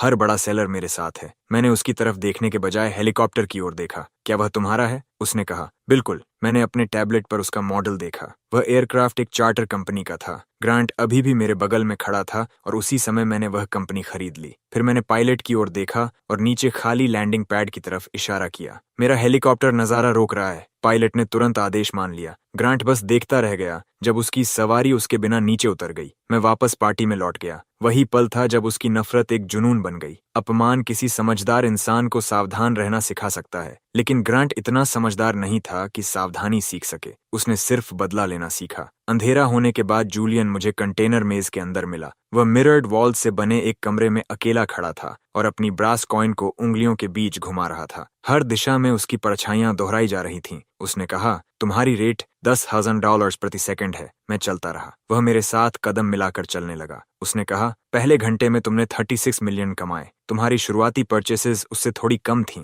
ट्रैवल के बाद फिर वही गैप दिखाई दिया। फिर पोर्ट की पेमेंट ने उसे ठीक कर दिया। तुम मुझे देखने में बहुत समय बिताते हो। मैंने कहा, तुम बहुत ज्यादा पैसा खर्च करते हो ताकि लोग तुम्हें न देखें। हम मिरर्ड रूम के बीच पहुंच गए। मेरी परछाइयां उसे चारों तरफ से घेर रही थीं। जूलियन ने कहा, कल तुम्हारी रेट 1,000 थी, उससे पहले 100। हर साइकिल आधी रात को खत्म होती है। आज उपलब्ध कुल रकम 864 मिलियन है। उसे पता चल गया था। स्रोत नहीं, लेकिन नियम। मुझे जरा भी डर नहीं लगा। डरने का मतलब होता कि मैं मान लूं उसकी बुद्धि मुझसे ज्यादा है। इसके बजाय मैंने इस बात पर ध्यान दिया कि उसने जानकारी किस तरह पेश की। वह कोई प्रतिक्रिया चाहता था, एक पलक झपकना, एक पल रुकना, या उस बैलेंस की तरफ नजर डालना जिसे सिर्फ मैं देख सकता था। इसीलिए मैं हंस पड़ा। 864 मिलियन, कितनी अजीब तरह की सटीक कल्पना है। उसने कहा, तुम्हें सटीक नंबर्स पसंद नहीं? मैंने जवाब दिया, मुझे काम के लोग पसंद हैं। जूलियन, क्या तुम काम के हो? उसकी कॉइन घूमना बंद हो गई। उसने पूछा, किस काम के लिए? मैंने कहा, महंगी चीजें ढूंढने के लिए। वह कई सेकंड तक मुझे देखता रहा, फिर मुस्कुराया। वहीं से हमारा असली खेल शुरू हुआ। जूलियन ने नौकरी स्वीकार नहीं की, मुझे इसकी उम्मीद भी नहीं थी, लेकिन 1 घंटे के अंदर सेरिना के पास उन मालिकों की तरफ से 3 ऑफर्स पहुंचे जिन्होंने पहले मुझे कुछ भी बेचने से इनकार कर दिया था। एक ब्लू डायमंड था, एक माउंटेन रिजॉर्ट था और एक एक्सपेरिमेंटल कम्युनिकेशन सैटेलाइट था। तीनों की कुल कीमत लगभग उतनी ही थी जितना मेरा अनुमानित बैलेंस 11.83 बजे होने वाला था। सेरिना को लगा कि नो सेल्स सर्कल टूट रहा है। मुझे सच्चाई पता थी। उन ऑफर्स का इंतजाम जूलियन ने किया था। हर एसेट असली था, हर कीमत उचित थी। उन परचेसेस में ऐसा कुछ नहीं था जिससे मेरा नुकसान होता। यही बात उन्हें जाल बनाती थी। वह देखना चाहता था कि मैं इनमें से किसे चुनूंगा, कब चुनूंगा और मेरी पेमेंट उसके अनुमानित बैलेंस से कितनी मेल खाती है। अगर मैं बहुत जल्दी प्रतिक्रिया देता तो उसकी रेट की गणना सही साबित हो जाती। अगर मैं बहुत देर करता तो साइकिल हाथ से निकल सकता था। ज्यादातर लोग सोचते हैं कि जाल इसलिए खतरनाक होता है क्योंकि उसमें खतरा छिपा होता है, लेकिन सबसे अच्छे जाल अपने इनाम को छिपाते हैं। मैंने तीनों व्यूइंग से स्वीकार कर ली, लेकिन उनमें से कोई भी नहीं खरीदा। उसकी जगह मैंने दूसरी लहर शुरू कर दी। रात 8 बजे मैंने शहर के बाहर 6 शॉपिंग सेंटर्स खरीद लिए। 8:15 पर मैंने उनमें मौजूद इंडिपेंडेंट स्टोर्स की हर चीज खरीद ली। 8:30 पर मैंने आधी रात की शॉपिंग रेस की घोषणा कर दी। दरवाजे खुल गए, हॉल्स में तेज म्यूजिक गूंज उठा और गिरती हुई सुनहरी कन्फेटी के बीच हजारों लोग अंदर दौड़ पड़े। 9 बजे मैंने शहर की 300 बसेस खरीद लीं और उन्हें मिरर्ड पैनल से ढकवा दिया। रात 9:30 बजे वे बसेस ग्रांट के परिवार के टावर के चारों ओर चलती हुई दीवार बन गईं। हर मिरर्ड पैनल उन विशाल शब्दों को प्रतिबिंबित कर रहा था, एसोल्ड, जो उन बिल्डिंग्स पर चमक रहे थे जिन्हें मैं पहले ही खरीद चुका था। 10 बजे मैंने एक कार्गो शिप खरीद लिया जिसमें पूरे 1 साल तक किसी देश की जरूरत पूरी करने लायक फायरवर्क्स भरे हुए थे। 10:15 पर मैंने उन्हें हार्बर से एक नियंत्रित सीक्वेंस में लॉन्च किया जिसने बादलों को सुनहरे रंग में बदल दिया। मेरा बैलेंस लगातार घटता जा रहा था, लेकिन कभी भी उतनी तेजी से नहीं जितनी मुझे चाहिए थी। 11 बजे भी मेरे पास 170 मिलियन बचे हुए थे। जूलियन के तीनों ऑफर्स अब भी खुले थे। उसने उन्हें बिल्कुल सही तरीके से रखा था। सैटेलाइट की कीमत $80 मिलियन थी, रिजॉर्ट की 52 मिलियन और डायमंड की $37 मिलियन। इनमें से किसी भी कॉम्बिनेशन से मेरे बैलेंस का ज्यादातर हिस्सा खत्म हो सकता था। तीनों जगह कैमरास इंतजार कर रहे थे। मुझे लगभग ऐसा महसूस हो रहा था जैसे जूलियन पूछ रहा हो कि मैं कौन सा बेट चुनूंगा, लेकिन मैंने ग्रांट को चुना। कई महीने पहले ग्रांट के परिवार ने बे में एक आर्टिफिशियल आइलैंड रिजॉर्ट बनाने की योजना का ऐलान किया था। कंस्ट्रक्शन अभी शुरू भी नहीं हुआ था। प्रमोशनल मॉडल में बीचेस, टावर्स, प्राइवेट डॉक्स और क्राउन के आकार का एक पैलेस दिखाया गया था। ग्रांट उसके बारे में हमेशा ऐसे बात करता था जैसे वह पहले से ही उसकी सबसे ऊंची बैल्कनी से राज कर रहा हो। वह जमीन अभी अस्तित्व में ही नहीं थी। यही उसे मेरे लिए सबसे उपयुक्त बनाता था। 11:10 पर मैंने ड्रेजिंग शिप्स का एक fleet, floating construction platforms, marine robots और 1 मील चौड़ी रिंग बनाने जितना स्टील खरीद लिया। 11:20 पर वे शिप्स ग्रांट के छोटे प्राइवेट आइलैंड के चारों ओर बे में पहुंच गईं। 11:30 पर ऑटोमेटेड प्लेटफॉर्म्स पानी पर एक दूसरे से जुड़ गए। मैं उसका आइलैंड नहीं खरीद रहा था, मैं उसके चारों तरफ की हर चीज खरीद रहा था। लाइव ब्रॉडकास्ट में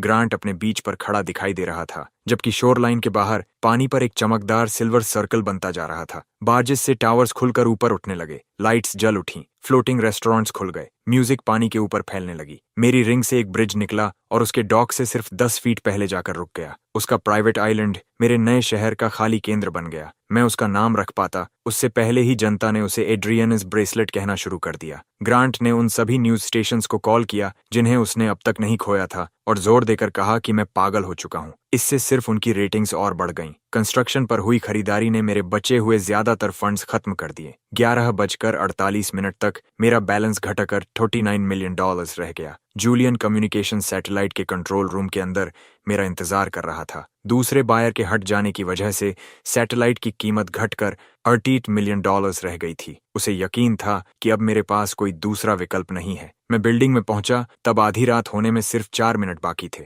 वह पेमेंट टर्मिनल के पास खड़ा था। उसने कहा, अगर तुम इसे अभी खरीद लो तो बाकी रकम भी खत्म करने के लिए तुम्हारे पास पर्याप्त समय होगा। मैंने कहा, तुम काफी मददगार लग रहे हो। उसने जवाब दिया, मैं सिर्फ उत्सुक हूँ। दोनों बातें अक्सर एक जैसी नहीं होती। बैलेंस पर नीटी सुदाव जो $40,000 दिखाई दे रहे थे। सैटेलाइट की कीमत $38 मिलियन थी। $10,000 प्रति सेकंड की रेट से आधी रात तक मुझे और $2,100 मिलने वाले थे। इससे एक संभालने लायक रकम बचती, लेकिन सिर्फ तभी जब मैंने आखिरी परचेस पहले से तैयार कर रखी हो। जूलियन मेरी आंखों को ध्यान से देख रहा था। मैंने टर्मिनल की तरफ हाथ बढ़ाया। उसी पल कमरे की हर स्क्रीन पर राज्य के सबसे बड़े शॉपिंग सेंटर रिज प्लाजा की लाइव इमेज दिखाई देने लगी। ग्रांट उसके सेंट्रल एट्रियम में खड़ा नो सेल्स सर्कल की इमरजेंसी मीटिंग को संबोधित कर रहा था। उसके पीछे स्टोर्स के गेट्स बंद हो रहे थे। उसे लगता था कि वह शहर की आखिरी बड़ी एसेट की रक्षा कर रहा है। उसे यह नहीं पता था कि सिरीना पूरी दोपहर उस शॉपिंग सेंटर के ओनर से बात करती रही थी।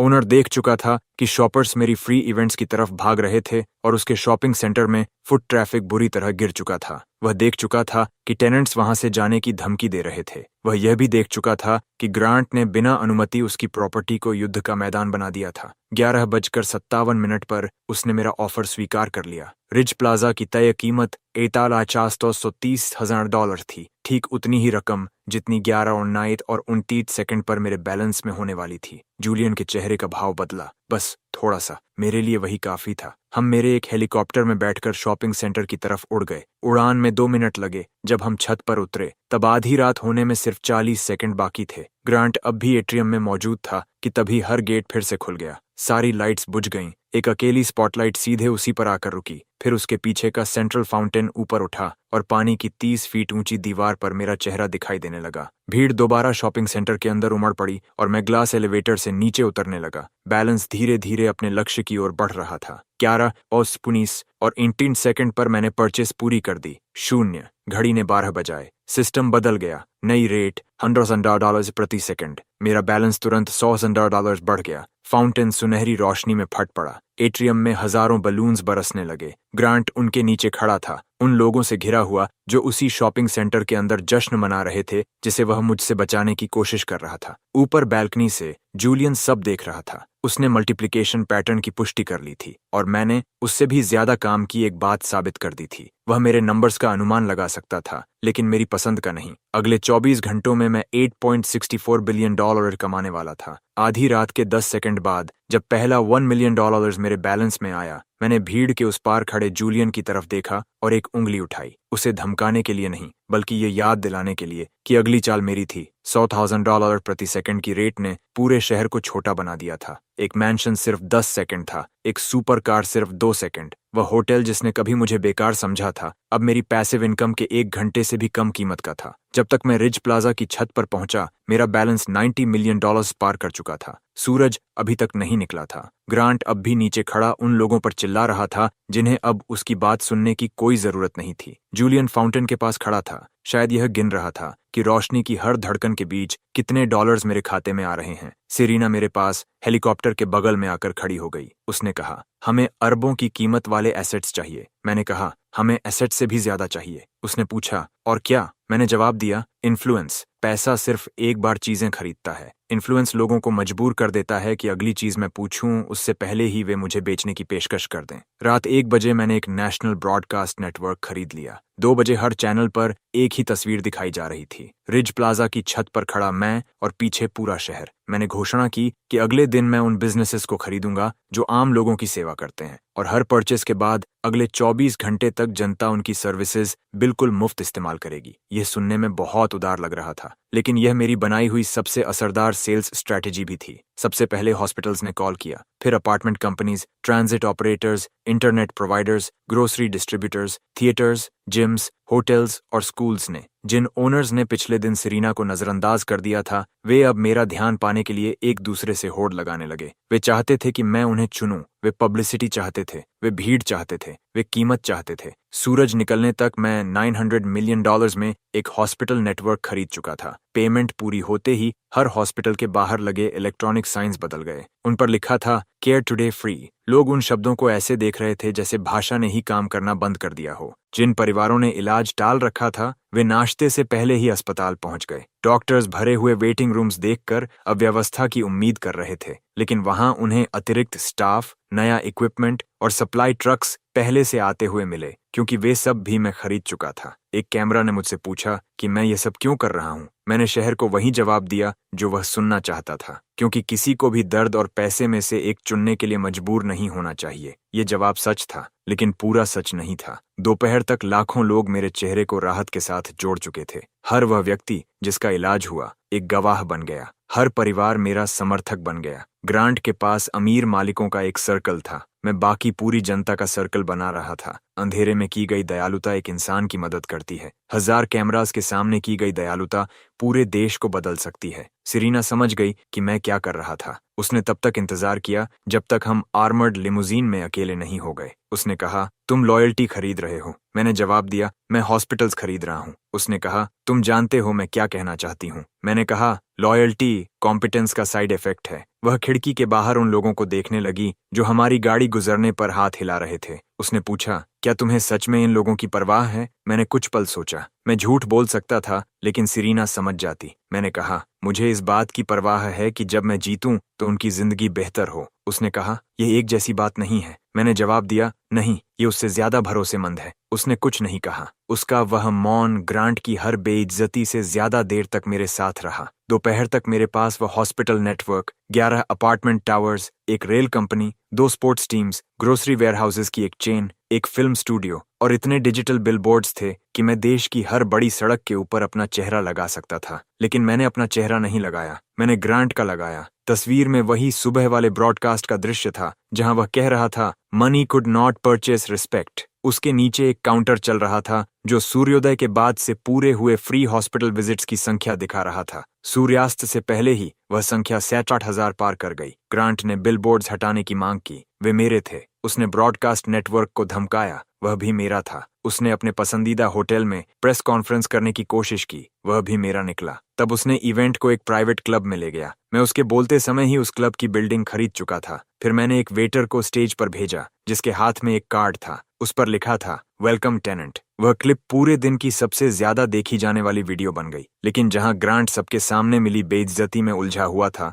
वहीं जूलियन चुपचाप अपनी चाल चल रहा था। वह टेलीविजन पर दिखाई नहीं दिया, वह हॉस्पिटल नहीं आया और न ही हमारे कॉन्वॉय का पीछा किया। उसकी जगह उसने उन सबसे बड़े एसेट्स के ओनर्स से संपर्क किया जो अभी तक बिके नहीं थे और उनसे सिर्फ एक सवाल पूछा, एड्रियन ने सबसे पहले आपसे कब संपर्क किया था? उन समयों की तुलना करके वह यह समझ सकता था कि कौन सी परचेसेस मुझे सच में चाहिए थीं और कौन सी मैंने सिर्फ दिखावे के लिए की थीं। उसे पता चला कि सिरीना ने ओशन क्राउन नाम के एक फ्लोटिंग पैलेस से रेट बढ़ने से कई घंटे पहले संपर्क किया था। वह एक विशाल जहाज था जिसमें होटल, कैसीनो, थिएटर और प्राइवेट मरीना सब एक साथ बने हुए थे। उसकी कीमत $2.7 बिलियन थी। जूलियन ने निष्कर्ष निकाला कि वही मेरी आखिरी परचेस होगी। वह सही था, क्योंकि मैं चाहता ही यही था कि वह ऐसा सोचे। मैंने सिरीना से जानबूझकर कहा था कि वह आधी रात से पहले ओशन क्राउन से संपर्क करे ताकि जूलियन के सोर्सेज उसे देख सकें। मैंने इंजीनियर्स को उसकी इंस्पेक्शन के लिए भेजा था, हार्बर रिजर्व कराया था, यहाँ तक कि उसकी लॉन्च के लिए फायरवर्क्स भी मंगवा दिए थे। हर सुराख उसी निष्कर्ष की ओर इशारा कर रहा था। सूर्यास्त तक यह अफवाह ग्रांट तक पहुंच गई। उसने नो सेल्स सर्कल के बचे हुए मेंबर्स को इकट्ठा किया और उन्हें हार्बर ले गया। उन्होंने उपलब्ध सभी टग बोट्स खरीद लिए, अपनी यॉट से प्राइवेट डॉक्स बंद कर दिए और ओशन क्राउन के ओनर्स को मुझे बेचने से इनकार करने के लिए मना लिया। ग्रांट ने घोषणा की कि वह आधी रात को उसी जहाज पर एक पार्टी करेगा ताकि मेरी पहली असफल खरीद का जश्न मना सके। जूलियन रात 10 बजे के थोड़ी देर बाद हार्बर पहुंचा। उसने जश्न नहीं मनाया, वह सिर्फ देखता रहा। यही फर्क था उसमें और ग्रांट में। ग्रांट चाहता था कि मैं हार जाऊं, जूलियन यह समझना चाहता था कि मैं हारने से कैसे बचता हूं। 10:15 पर मैंने अपना पूरा दिखाई देने वाला कन्वॉय हार्बर की तरफ भेज दिया। हेलीकॉप्टर्स शहर के ऊपर उड़ने लगे, आर्मर्ड कार्स एक्सप्रेसवे पर भर गईं, न्यूज वैन्स उनके पीछे चल पड़ी। हजारों दर्शक वाटरफ्रंट की ओर दौड़ पड़े, लेकिन मैं उनमें से किसी में भी नहीं था। सिरीना और मैं फाइनेंशियल डिस्ट्रिक्ट के नीचे बने एक छोड़े हुए ट्रेन प्लेटफॉर्म में दाखिल हुए। सर्विस टनल हमें नॉर्थ लाइन तक ले गई, एक अधूरा मैगलेव टर्मिनल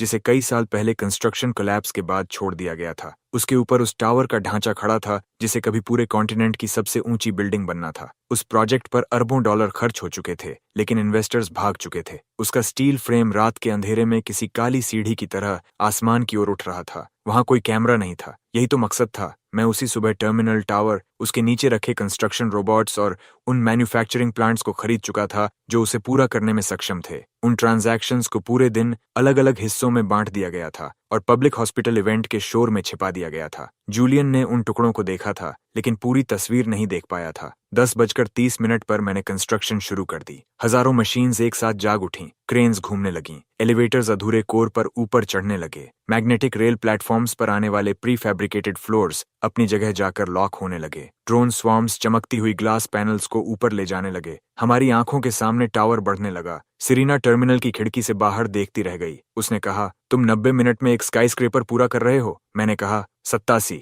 उसने जवाब दिया, इससे बात बेहतर नहीं हो जाती। ये प्रोजेक्ट पागलपन था, खतरनाक था, बेहद महंगा था और शानदार भी, लेकिन ये पूरी तरह वास्तविक था। मैंने मटेरियल्स, मशीन्स, पावर, लेबर और अधूरी स्ट्रक्चर सब कुछ उनकी असली कीमत पर खरीदा था। हर मूवमेंट सिस्टम के बैलेंस को कम कर रही थी। उधर हार्बर में ग्रांट की पार्टी मेरे बिना ही शुरू हो गई। कैमराज उसे ओशन क्राउन के डेक पर खड़ा दिखा रहे थे। उसके पीछे लगे बैनर पर लिखा था, not everything is for sale. 11 बजे मेरा कॉन्वॉय हार्बर पहुंचा और बंद किए गए डॉक्स के बाहर रुक गया। ग्रांट ने अपना ग्लास ऊपर उठाया, जूलियन ने नहीं। उसने खाली लिमुजीन की ओर देखा, फिर उसे समझ आ गया। उसने तुरंत स्काईलाइन की तरफ नजर घुमा दी। नॉर्थ लाइन चमक उठी। कई सालों से अधूरा पड़ा टावर अंधेरे में डूबा रहता था। अब हर पूरा होने वाली फ्लोर के जुड़ते ही सफेद रोशनी की पट्टियां तेजी से ऊपर दौड़ रही थीं। पूरा शहर मुड़कर उसी तरफ देखने लगा। लोग उंगलियों से उसकी ओर इशारा करने लगे। न्यूज कैमरास हार्बर से हटकर टावर की तरफ घूम गए। ग्रांट का जश्न हर स्क्रीन से गायब हो गया। टावर की चोटी पर कंस्ट्रक्शन ड्रोन्स ने स्टेडियम से भी बड़ी एक गोल क्राउन तैयार की। उस क्राउन में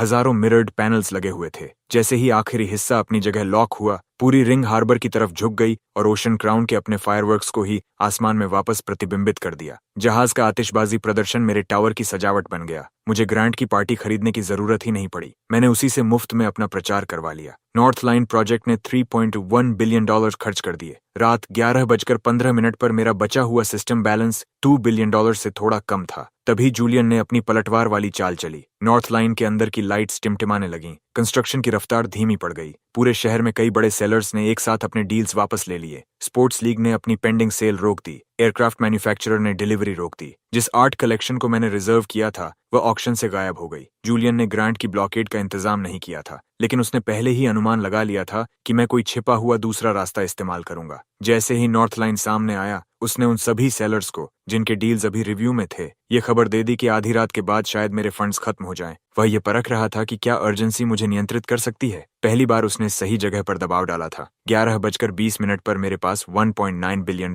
थे और आधी रात तक 40 मिनट बाकी थे। 11:21 पर और $6 मिलियन आ गए। 11:22 पर फिर $6 मिलियन और जुड़ गए। रकम इतनी तेजी से बढ़ रही थी कि ज्यादातर कंपनीज उतनी तेजी से प्रतिक्रिया भी नहीं दे सकती थीं। सिरीना बची हुई ऑप्शंस देखने लगी। उसने कहा, 1 बिलियन से ऊपर की हर डील रोक दी गई है। मैंने कहा, हर नहीं। उसने कहा, ओशन क्राउन अब भी नहीं बिकेगा। मैंने जवाब दिया, मुझे ओशन क्राउन नहीं चाहिए। उसने पूछा, फिर तुम्हें क्या चाहिए? मैंने लाइव हार्बर फीड की तरफ देखा। ग्रांट अपने बैनर के नीचे खड़ा था। उसके पीछे नो सेल्स सर्कल की दर्जनों यॉट्स एक सीधी लाइन में डॉक्स को रोक रही थीं। मैंने कहा, मुझे ब्लॉकेड चाहिए। 11:25 पर हर यॉट के कम्युनिकेशन सिस्टम पर एक ऑफर पहुंचा। शिप्स खरीदने का नहीं, बल्कि उन कंपनीज को खरीदने का जिन्होंने उन फ्लीट्स को बनाया था, उन्हें फ्यूल दिया था, उनकी रिपेयर की थी, उनके स्टाफ दिए थे और उनका इंश्योरेंस किया था। सिरीना एक्विजिशन लिस्ट को देखकर बोली, तुमने इसकी भी तैयारी कर रखी थी? मैंने कहा, मैंने ग्रांट की तैयारी की थी। पिछले दिन के दौरान मुझे पता चल गया था कि ग्रांट का सर्कल हमेशा वही एक्सक्लूसिव सप्लायर्स इस्तेमाल करता था। इससे उनकी लग्जरी एक ही जगह पर केंद्रित हो गई थी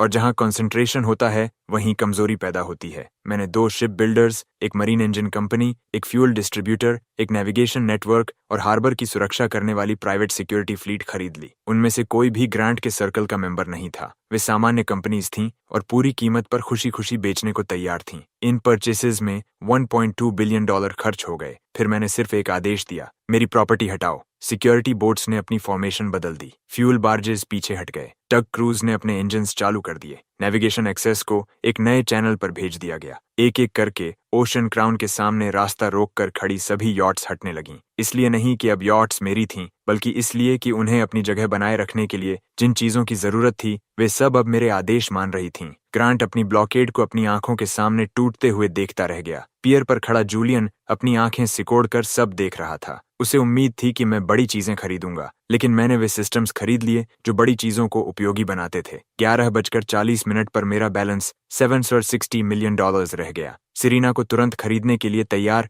इमरजेंसी एयरक्राफ्ट का एक कलेक्शन मिला। मैंने उसे $400 मिलियन में खरीदकर उन प्लेन्स को हॉस्पिटल नेटवर्क के लिए भेज दिया। मैंने $244 मिलियन में डेटा सेंटर्स की एक चेन खरीद ली। मैंने देश के प्रोफेशनल स्पोर्ट्स फाइनल्स की हर सीट $30 मिलियन में खरीद ली और गेट्स जनता के लिए खोल दिए। 11:56 पर मेरे पास $44 मिलियन थे। $1 मिलियन प्रति सेकंड की अगली रेट से आधी रात तक और $24 मिलियन आने वाले थे। आखिरी परचेज हमारे ठीक ऊपर इंतजार कर रही थी। नॉर्थ लाइन के ऊपर बनी क्राउन सिर्फ सजावट नहीं थी, उसके अंदर एक घूमने वाला ऑब्जर्वेशन डेक, एक रेस्टोरेंट, एक प्राइवेट गार्डन और एक्सपेरिमेंटल सोलर ग्लास की एक रिंग थी। कंस्ट्रक्शन कंसोर्शियम ने उसे अलग प्रोजेक्ट के रूप में पूरा किया था और उसकी अंतिम कीमत $68 मिलियन थी। 11:59 और 59 पर मेरा बैलेंस ठीक $68 मिलियन पर पहुंचा। मैंने उस क्राउन को खरीद लिया। सिस्टम बैलेंस 0 पर आ गया। घड़ी ने 12 बजाए। टावर की गोल छोटी पहली बार घूमी और उसकी रोशनी पूरे शहर में फैल गई। नई रेट $1 मिलियन प्रति सेकंड। $1 मिलियन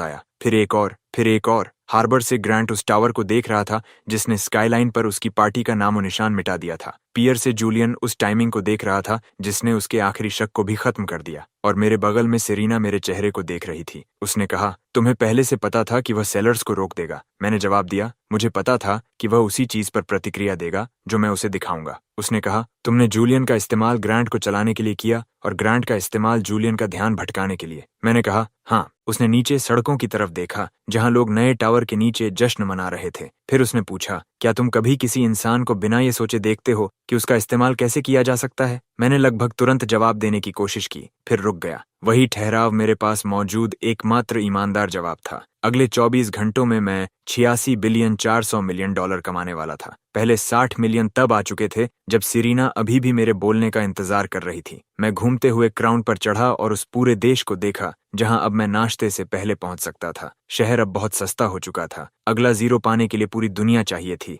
हर सेकंड $1 मिलियन मिलना अब दौलत जैसा महसूस नहीं होता था। ऐसा लगता था जैसे समय जितने छोटे छेद से एक बाढ़ अंदर घुस रही हो। रात के 12:01 पर मेरे पास $60 मिलियन थे। 12:10 पर 600 मिलियन। रात 1 बजे 3 बिलियन 600 मिलियन। यहाँ तक कि नॉर्थ लाइन भी, वह टावर जिसे मैंने सिर्फ एक रात में पूरा कर लिया था, मेरी सिर्फ 1 घंटे की कमाई को भी अपने अंदर समा नहीं सकता था। इसलिए मैंने उसकी सबसे ऊपरी मंजिल को एक कमांड सेंटर में बदल दिया। दीवारों पर हर टाइम जोन के लाइव एसेट मार्केट्स दिखाई दे रहे थे। कार्गो फ्लीट्स डिजिटल महासागरों के ऊपर आगे बढ़ रहे थे। एयरक्राफ्ट चमकते हुए मैप्स को पार कर रहे थे। Factories, stadiums, resorts, mines, studios, farms, power stations और पूरे के पूरे सिटी ब्लॉक्स खरीदने लायक रोशनी के बिंदुओं की तरह दिखाई दे रहे थे। सिरीना कमरे के बीचों बीच हेडसेट पहने खड़ी थी। उसके साथ उन एनालिस्ट्स की टीम थी जिन्होंने अब यह पूछना छोड़ दिया था कि मेरी रिक्वेस्ट्स वाजिब हैं या नहीं। अब मेरी कोई भी रिक्वेस्ट वाजिब नहीं रही थी। करंट बैलेंस, उसने कहा, $4 बिलियन 300 मिलियन।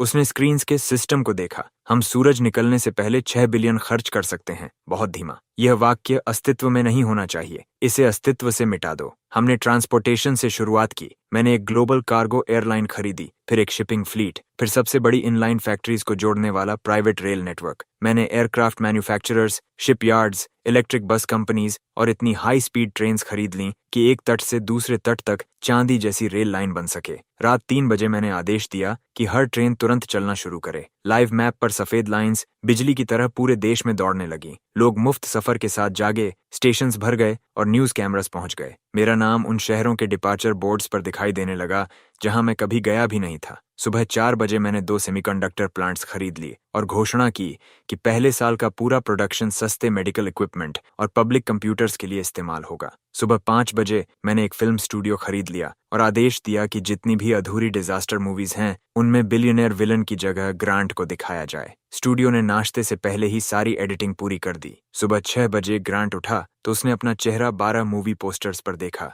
जिनके टाइटल्स गिरते हुए एम्पायर्स के बारे में थे। उसने धमकियां जारी की। मैंने वही एडवर्टाइजिंग कंपनी खरीद ली जो उसका बयान दिखा रही थी और उसके नीचे मूवी टिकट का एक छोटा लिंक लगा दिया। मूवी पूरी तरह सोल्ड आउट हो गई। सूरज निकलने तक मैं $22 बिलियन खर्च कर चुका था। फिर भी मेरा बैलेंस लगातार बढ़ रहा था। उसी पल मैंने पैसों को चीजों में मापना बंद कर दिया। मैंने उन्हें सिस्टम्स में मापना शुरू किया। किसी शहर को सिर्फ एक बिल्डिंग की जरूरत नहीं होती, उसे energy, food, transport, communication, medicine और हाउसिंग चाहिए होती है। अगर मैं एक लग्जरी टावर खरीदता तो मेरे पास सिर्फ एक एड्रेस होता, लेकिन अगर मैं ये 6 सिस्टम्स खरीद लेता तो लोगों के जीने का पूरा तरीका मेरा हो जाता। मैंने एक रेगिस्तानी इलाका चुना जहां अधूरे कंस्ट्रक्शन प्रोजेक्ट्स मीलों तक खाली जमीन पर फैले हुए थे। सुबह 7 बजे मैंने वह जमीन पास के solar farms, water plant, freight route, modular housing factories और गवर्नमेंट सरप्लस यार्ड में रखी रोबोट कंस्ट्रक्शन फ्लीट खरीद ली। 8 बजे तक मशीन्स चलने लगीं। 9 बजे तक रेत पर सड़कें दिखाई देने लगीं। 10 बजे तक कृत्रिम झीलों के चारों ओर शीशे जैसे टावर्स खड़े हो गए। दोपहर तक उस शहर में पहले निवासी आ चुके थे जो नाश्ते के समय तक अस्तित्व में ही नहीं था। मैंने उसका नाम इक्लिप्स रखा। पहले साल के लिए हाउसिंग मुफ्त थी। इलेक्ट्रिसिटी हमेशा के लिए मुफ्त थी क्योंकि मैंने शहर की जरूरत से ज्यादा सोलर कैपेसिटी खरीद ली थी। ट्रेन्स हर डिस्ट्रिक्ट को जोड़ रही थीं। सबसे ऊंची बिल्डिंग्स में सबसे महंगे अपार्टमेंट्स की जगह मेडिकल सेंटर्स थे। आम लोगों ने इक्लिप्स को एक चमत्कार कहा। सेरीना ने इसे इस बात का सबूत कहा कि जब मैं चाहूं तो कुछ अच्छा कर सकता हूं। मैंने इसे एक प्रोटोटाइप कहा। तुम किस चीज का प्रोटोटाइप बना रहे हो? उसने पूछा। जब हम नए शहर के ऊपर उड़ रहे थे, मैंने नीचे लोगों से भरती सड़कों की ओर देखा। ऐसी दुनिया जिसे बेहतर बनने के लिए किसी परमिशन की जरूरत न हो। किसकी परमिशन? किसी की भी। वह खिड़की से हट गई। उसमें वहां रहने वाले लोग भी शामिल हैं। मुझे पता था कि वह क्या पूछ रही थी। क्या मैं दुनिया की मदद कर रहा था या उसे अपनी मर्जी से व्यवस्थित कर रहा था? ईमानदार जवाब था, दोनों। एक बुरी तरह व्यवस्थित दुनिया ने कभी ग्रांट को सिर्फ जन्म की वजह से मुझसे ऊपर रखा था और मुझे सिर्फ जूतों की वजह से उससे नीचे। मेरा इरादा उस दुनिया को शालीनता से ठीक करने का नहीं था। मेरा इरादा पूरी व्यवस्था ही बदल देने का था। जूलियन ने सेरीना से पहले यह बात समझ ली। वह दोपहर में अकेला इक्लिप्स पहुंचा और उस भीड़ के बीच चलता रहा जो मेरे नाम को किसी जश्न की तरह ले रही थी। उसने मुझे सेंट्रल स्टेशन में चलते हुए सूरज जैसी रोशनी वाली छत के नीचे पाया। उसने अपना ब्रास कॉइन एक बार उछाला। 12:01 पर तुम्हारे पास $60 मिलियन थे, उसने कहा। दोपहर 1 बजे कुल रकम $3.6 बिलियन थी। आज रात 12 बजे यह बढ़कर $86.4 बिलियन हो जाएगी। स्टेशन की घोषणाएं हमारे चारों ओर गूंज रही थीं। मैंने कुछ नहीं कहा। जूलियन ने आगे कहा, तुम्हें पैसे बड़ी बड़ी पेमेंट्स में नहीं मिल रहे। वे लगातार आते रहते हैं। तुम उन्हें रोक नहीं सकते और तुम शून्य की ओर खर्च कर रहे हो क्योंकि जीरो ही दर बदल देता है। तुमने एक खूबसूरत थ्योरी बना ली है। तुमने 5 घंटे में एक शहर बना दिया। वह सबूत नहीं है, वह सिर्फ खराब टेस्ट है। मैं मुस्कुराया। जूलियन ने कांच की दीवार के पार उन परिवारों को देखा जो मुफ्त अपार्टमेंट्स में प्रवेश कर रहे थे। ग्रांट सोचता है कि तुम बदला चाहते हो, उसने कहा। सेरीना सोचती है कि शायद वह तुम्हारी मदद करना चाहता है। वे दोनों तुम्हें कम आंक रहे हैं, मैंने पूछा। और तुम्हारे हिसाब से मैं क्या चाहता हूँ? उसने जवाब दिया, इतना बड़ा नियंत्रण कि वह न्याय जैसा महसूस हो।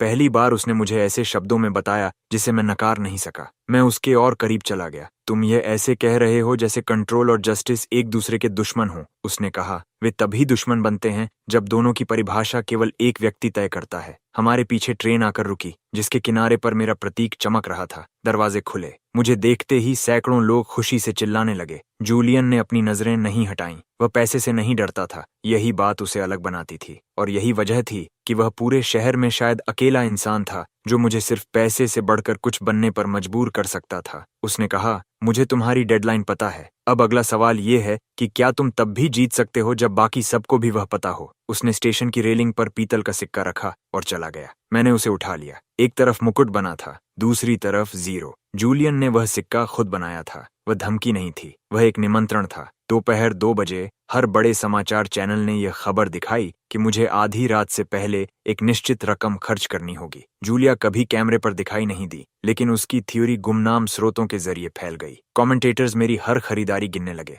मालिकों ने कीमतें बढ़ाईं, लेकिन सिस्टम ने असली मूल्य से अधिक किसी भी कीमत को स्वीकार करने से इनकार कर दिया। कुछ लोग पीछे हट गए क्योंकि उन्हें नियंत्रित किए जाने का डर था। दूसरे लोग मौका खत्म होने से पहले बेचने के लिए दौड़ पड़े। पूरी दुनिया 8 घंटे बाकी रहते एक विशाल ऑक्शन बन गई। ग्रांट ने इस अफरा तफरी का इस्तेमाल अपनी अब तक की सबसे साहसी चाल चलने के लिए किया। उसने घोषणा की कि उसने मेरे पैसे का स्रोत खोज लिया है। एक लाइव प्रेस इवेंट में उसने मेरे जैसे ही एक काले फोन को ऊपर उठाया। उसका दावा था कि उसमें एक गुप्त डिजिटल फॉर्चून तक पहुंच थी। उस डिवाइस की स्क्रीन पर इतना बड़ा बैलेंस दिख रहा था कि उससे मेरा सारा खर्च समझाया जा सकता था। ट्रांजैक्शन रिकॉर्ड्स पूरी स्क्रीन पर भरे हुए थे। ग्रांट ऐसे मुस्कुरा रहा था जैसे उसने आसमान से सूरज ही खींच लिया हो। वह फोन अस्पताल की यात्रा के दौरान मेरे कोट से चुराया गया था। मैंने उसे जानबूझकर ऐसा करने दिया था। बैलेंस नकली था, रिकॉर्ड्स नकली थे, सिक्योरिटी जानबूझकर कमजोर रखी गई थी। मुझे पता था कि ग्रांट किसी वस्तु की तलाश करेगा, क्योंकि शक्ति का वही एक रूप था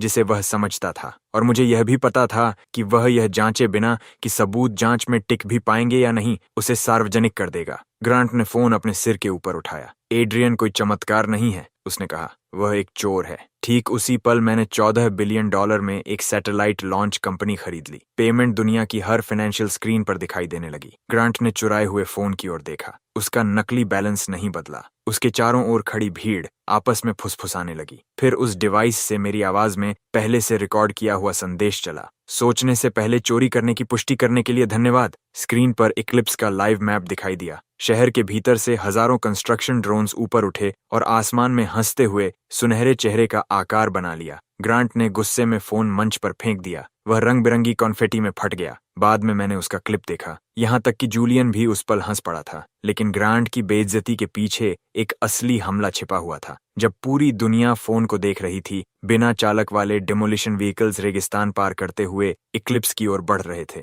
उनके साथ कटिंग आर्म्स और इम्पैक्ट ड्रिल्स लगे हुए थे। उनका लक्ष्य केंद्रीय सोलर फील्ड था। अगर बिजली का स्रोत नष्ट हो जाता तो चमत्कारी शहर अपने पहले ही दिन अंधेरे में डूब जाता। ग्रांट चाहता था कि जनता मेरे शासन को असफलता से जोड़े। उसे विश्वास था कि मेरा पूरा ध्यान प्रेस इवेंट पर है, जबकि असल में मेरा ध्यान उसी का ध्यान वहां बनाए रखने पर था। जैसे ही वे वाहन बाहरी सीमा पार करके अंदर आए, उनके नीचे की रेत हिलने लगी। मेरे कंस्ट्रक्शन रोबोट्स पिछले 1 घंटे से वहां एक सर्पिल खाई खोद रहे थे। डिमोलिशन मशीन्स एक एक करके उसमें गिरती चली गईं और जमीन के नीचे फंसकर एक बिल्कुल सही गोल घेरे में लगातार घूमती रहीं। उनके ऊपर हजारों सोलर पैनल्स घूमे और सूरज की रोशनी को बादलों की ओर परावर्तित करने लगे। परावर्तित रोशनी ने इक्लिप्स के ऊपर एक विशाल सुनहरे शेर का आकार बना दिया। शहर की बिजली एक पल के लिए भी नहीं गई। उसी दोपहर मैंने उन डिमोलिशन मशीन्स को उनके शर्मिंदा निर्माता से खरीद लिया और उनका इस्तेमाल सार्वजनिक स्विमिंग पूल्स बनाने के लिए किया। ग्रांट ने किसी भी तरह की भागीदारी से इनकार किया। किसी ने उसकी बात पर विश्वास नहीं किया। शाम 6 बजे मैं $61 बिलियन खर्च कर चुका था। $25 बिलियन अभी भी बचे हुए थे, जबकि अगले 6 घंटे की आय अब भी आनी बाकी थी। उपलब्ध सबसे बड़ी संपत्ति हीलियोस क्राउन थी, जो भूमध्य रेखा के ऊपर निर्माणाधीन एक निजी ऑर्बिटल एनर्जी नेटवर्क था। उसके सोलर सैटेलाइट्स की पहली रिंग 24 घंटे सूरज की रोशनी इकट्ठा करके पृथ्वी के किसी भी स्थान तक ऊर्जा भेज सकती थी। पूरा प्रोजेक्ट तैयार होने पर उसकी अनुमानित कीमत $2 ट्रिलियन से भी अधिक होने वाली थी। अभी उसका केवल एक छोटा हिस्सा ही मौजूद था। Launch division, factories, control stations और पहले 12 सैटेलाइट्स की कुल कीमत $28 बिलियन आंकी गई थी। ग्रांट के परिवार के पास उसका बड़ा हिस्सा था। उसने बेचने से इनकार कर दिया। जूलियन को उम्मीद थी कि मैं सीधे हीलियोस क्राउन पर हमला करूंगा। हर कैमरा उसके कंट्रोल सेंटर पर लगा हुआ था। हर मालिक दबाव के लिए तैयार था। मैंने उसके चारों ओर का आसमान खरीद लिया। मैंने सैटेलाइट लॉन्च कंपनी, सबसे बड़े rocket fuel producer, 2 orbital construction firms और अगले 1 साल के लिए उपलब्ध हर लॉन्च स्लॉट खरीद लिया। मैंने रिफ्लेक्टिव पैनल्स बनाने वाली फैक्ट्रीज और रॉकेट सेक्शंस को तट तक पहुंचाने वाले जहाज भी खरीद लिए। हीलियोस क्राउन अब भी उसके मालिकों का था, लेकिन मेरी नियंत्रित संपत्तियों से गुजरे बिना अब कुछ भी वहां तक नहीं पहुंच सकता था। ग्रांट टेलीविजन पर आया और उसने इन खरीदों को निरर्थक बताया। 10 मिनट बाद हीलियोस बोर्ड ने सेरीना को भविष्य में संभावित बिक्री पर चर्चा करने के लिए आमंत्रित किया। मैंने इनकार कर दिया। इससे सेरीना सहित हर कोई उलझन में पड़ गया। उसने कहा, तुमने उस चीज को चारों तरफ से घेरने के लिए $30 बिलियन खर्च कर दिए, फिर उसे खरीदते क्यों नहीं? मैंने जवाब दिया, क्योंकि वे उम्मीद करते हैं कि मुझे उसकी जरूरत है। उसने कहा, तुम्हें महंगी संपत्तियों की जरूरत है। मैंने कहा, मैं कभी किसी सेलर को यह विश्वास नहीं करने देता कि मुझे किसी चीज की जरूरत है। जरूरत विरोध बढ़ाती है, उदासीनता उसे कम करती है। मैंने अपनी नई लॉन्च कंपनीज को डेलाइट नाम का एक अलग ऑर्बिटल नेटवर्क बनाना शुरू करने का आदेश दिया। उसका डिजाइन अधिक सरल, अधिक तेज और सभी के लिए मुफ्त उपयोग वाला था। केवल 1 घंटे के भीतर हीलियोस क्राउन के मालिकों ने फिर फोन किया। अब उन्हें मेरी खरीद से डर नहीं था, उन्हें मेरी कंपटीशन से डर था। मैंने पहले से भी कम कीमत की पेशकश की, उन्होंने फिर भी मना कर दिया। लेकिन अब वे खुद अपने ही खिलाफ मोल भाव कर रहे थे। आगे चलकर वही बात महत्वपूर्ण होने वाली थी। रात 9 बजे सिस्टम बैलेंस में $18 बिलियन दिखाई दे रहे थे। मैंने एक नया शहर बसाने लायक बड़ा कोस्टल डिस्ट्रिक्ट खरीद लिया। मैंने 3 एंटरटेनमेंट कंपनीज, एक पूरी अम्यूजमेंट पार्क्स चेन और उस रात बिक्री के लिए उपलब्ध हर ऑपरेशनल क्रूज शिप खरीद लिया। मैंने आदेश दिया कि वे सभी जहाज खाड़ी में एड्रियन के ब्रेसलेट के चारों ओर घूमता हुआ एक विशाल वृत्त बनाए। उनकी रोशनियों ने ऐसा मुकुट बनाया जो अंतरिक्ष से भी दिखाई देता था। रात 10:30 बजे मेरे पास अभी भी $7 बिलियन बचे थे। अधिकांश मार्केट्स बंद हो रहे थे। बड़े मालिक फोन उठाना बंद कर चुके थे। जूलियन की सार्वजनिक भविष्यवाणी ने हर बची हुई खरीद को सबूत बना दिया था, इसलिए मैंने उसे जरूरत से ज्यादा सबूत दे दिए। मैंने 100 बड़ी ट्रांजैक्शंस को एक ही सेकंड में पूरा होने के लिए निर्धारित किया। Factories, aircraft, data centres, farmland, theatres, medical suppliers, hotels, art collections, warehouses, stadiums और पावर प्लांट्स, सबकी ओनरशिप 11:50 पर बदल गई। पूरी फाइनेंशियल दुनिया हिल उठी। स्क्रीन्स पर मेरा नाम भर गया। एनालिस्ट्स ये पता नहीं लगा सके कि किस अकाउंट से कौन सी संपत्ति खरीदी गई। रिपोर्टर्स एक दूसरे पर चिल्लाने लगे। जूलियन का टाइमिंग मॉडल एक साथ हुई, पेमेंट्स की विशाल लहर के नीचे दब गया। उसने लय खोज ली थी। मैंने उसे पूरे ऑर्केस्ट्रा से ढक दिया। रात 11:55 पर मेरा बचा हुआ बैलेंस $1,800,000,000 था। आखिरी खरीद स्पेसपोर्ट पर मेरा इंतजार कर रही थी। 12 लॉन्च पैड्स पर दोबारा उपयोग किए जा सकने वाले रॉकेट्स का पूरा फ्लीट खड़ा था, जिन पर सफेद और सुनहरे रंग की पेंटिंग की गई थी। वह फ्लीट उस लॉन्च कंपनी का था जिसे मैं पहले खरीद चुका था, लेकिन डिलीवरी होने तक स्वयं रॉकेट्स एक स्वतंत्र मैन्युफैक्चरिंग ग्रुप के स्वामित्व में थे। उनकी कुल कीमत $2,100,000,000 थी। प्रति सेकंड $1,000,000 की दर से मुझे उस कीमत तक पहुंचने में 5 मिनट लगने वाले थे। काउंटडाउन के आखिरी 30 सेकंड बचे थे, तभी जूलियन मुख्य लॉन्च पैड के पास आ पहुंचा। उसने कहा, तुमने यह सटीक अंतर पहले से तय किया था। मैंने जवाब दिया, मैंने ऐसे कई अंतर तय किए थे। उसने कहा, अगर एक ट्रांजैक्शन भी विफल हो जाती तो तुम हार जाते। मैंने कहा, अगर मुझे लगता कि वह विफल हो सकती है तो मैं उसे योजना ही नहीं कहता।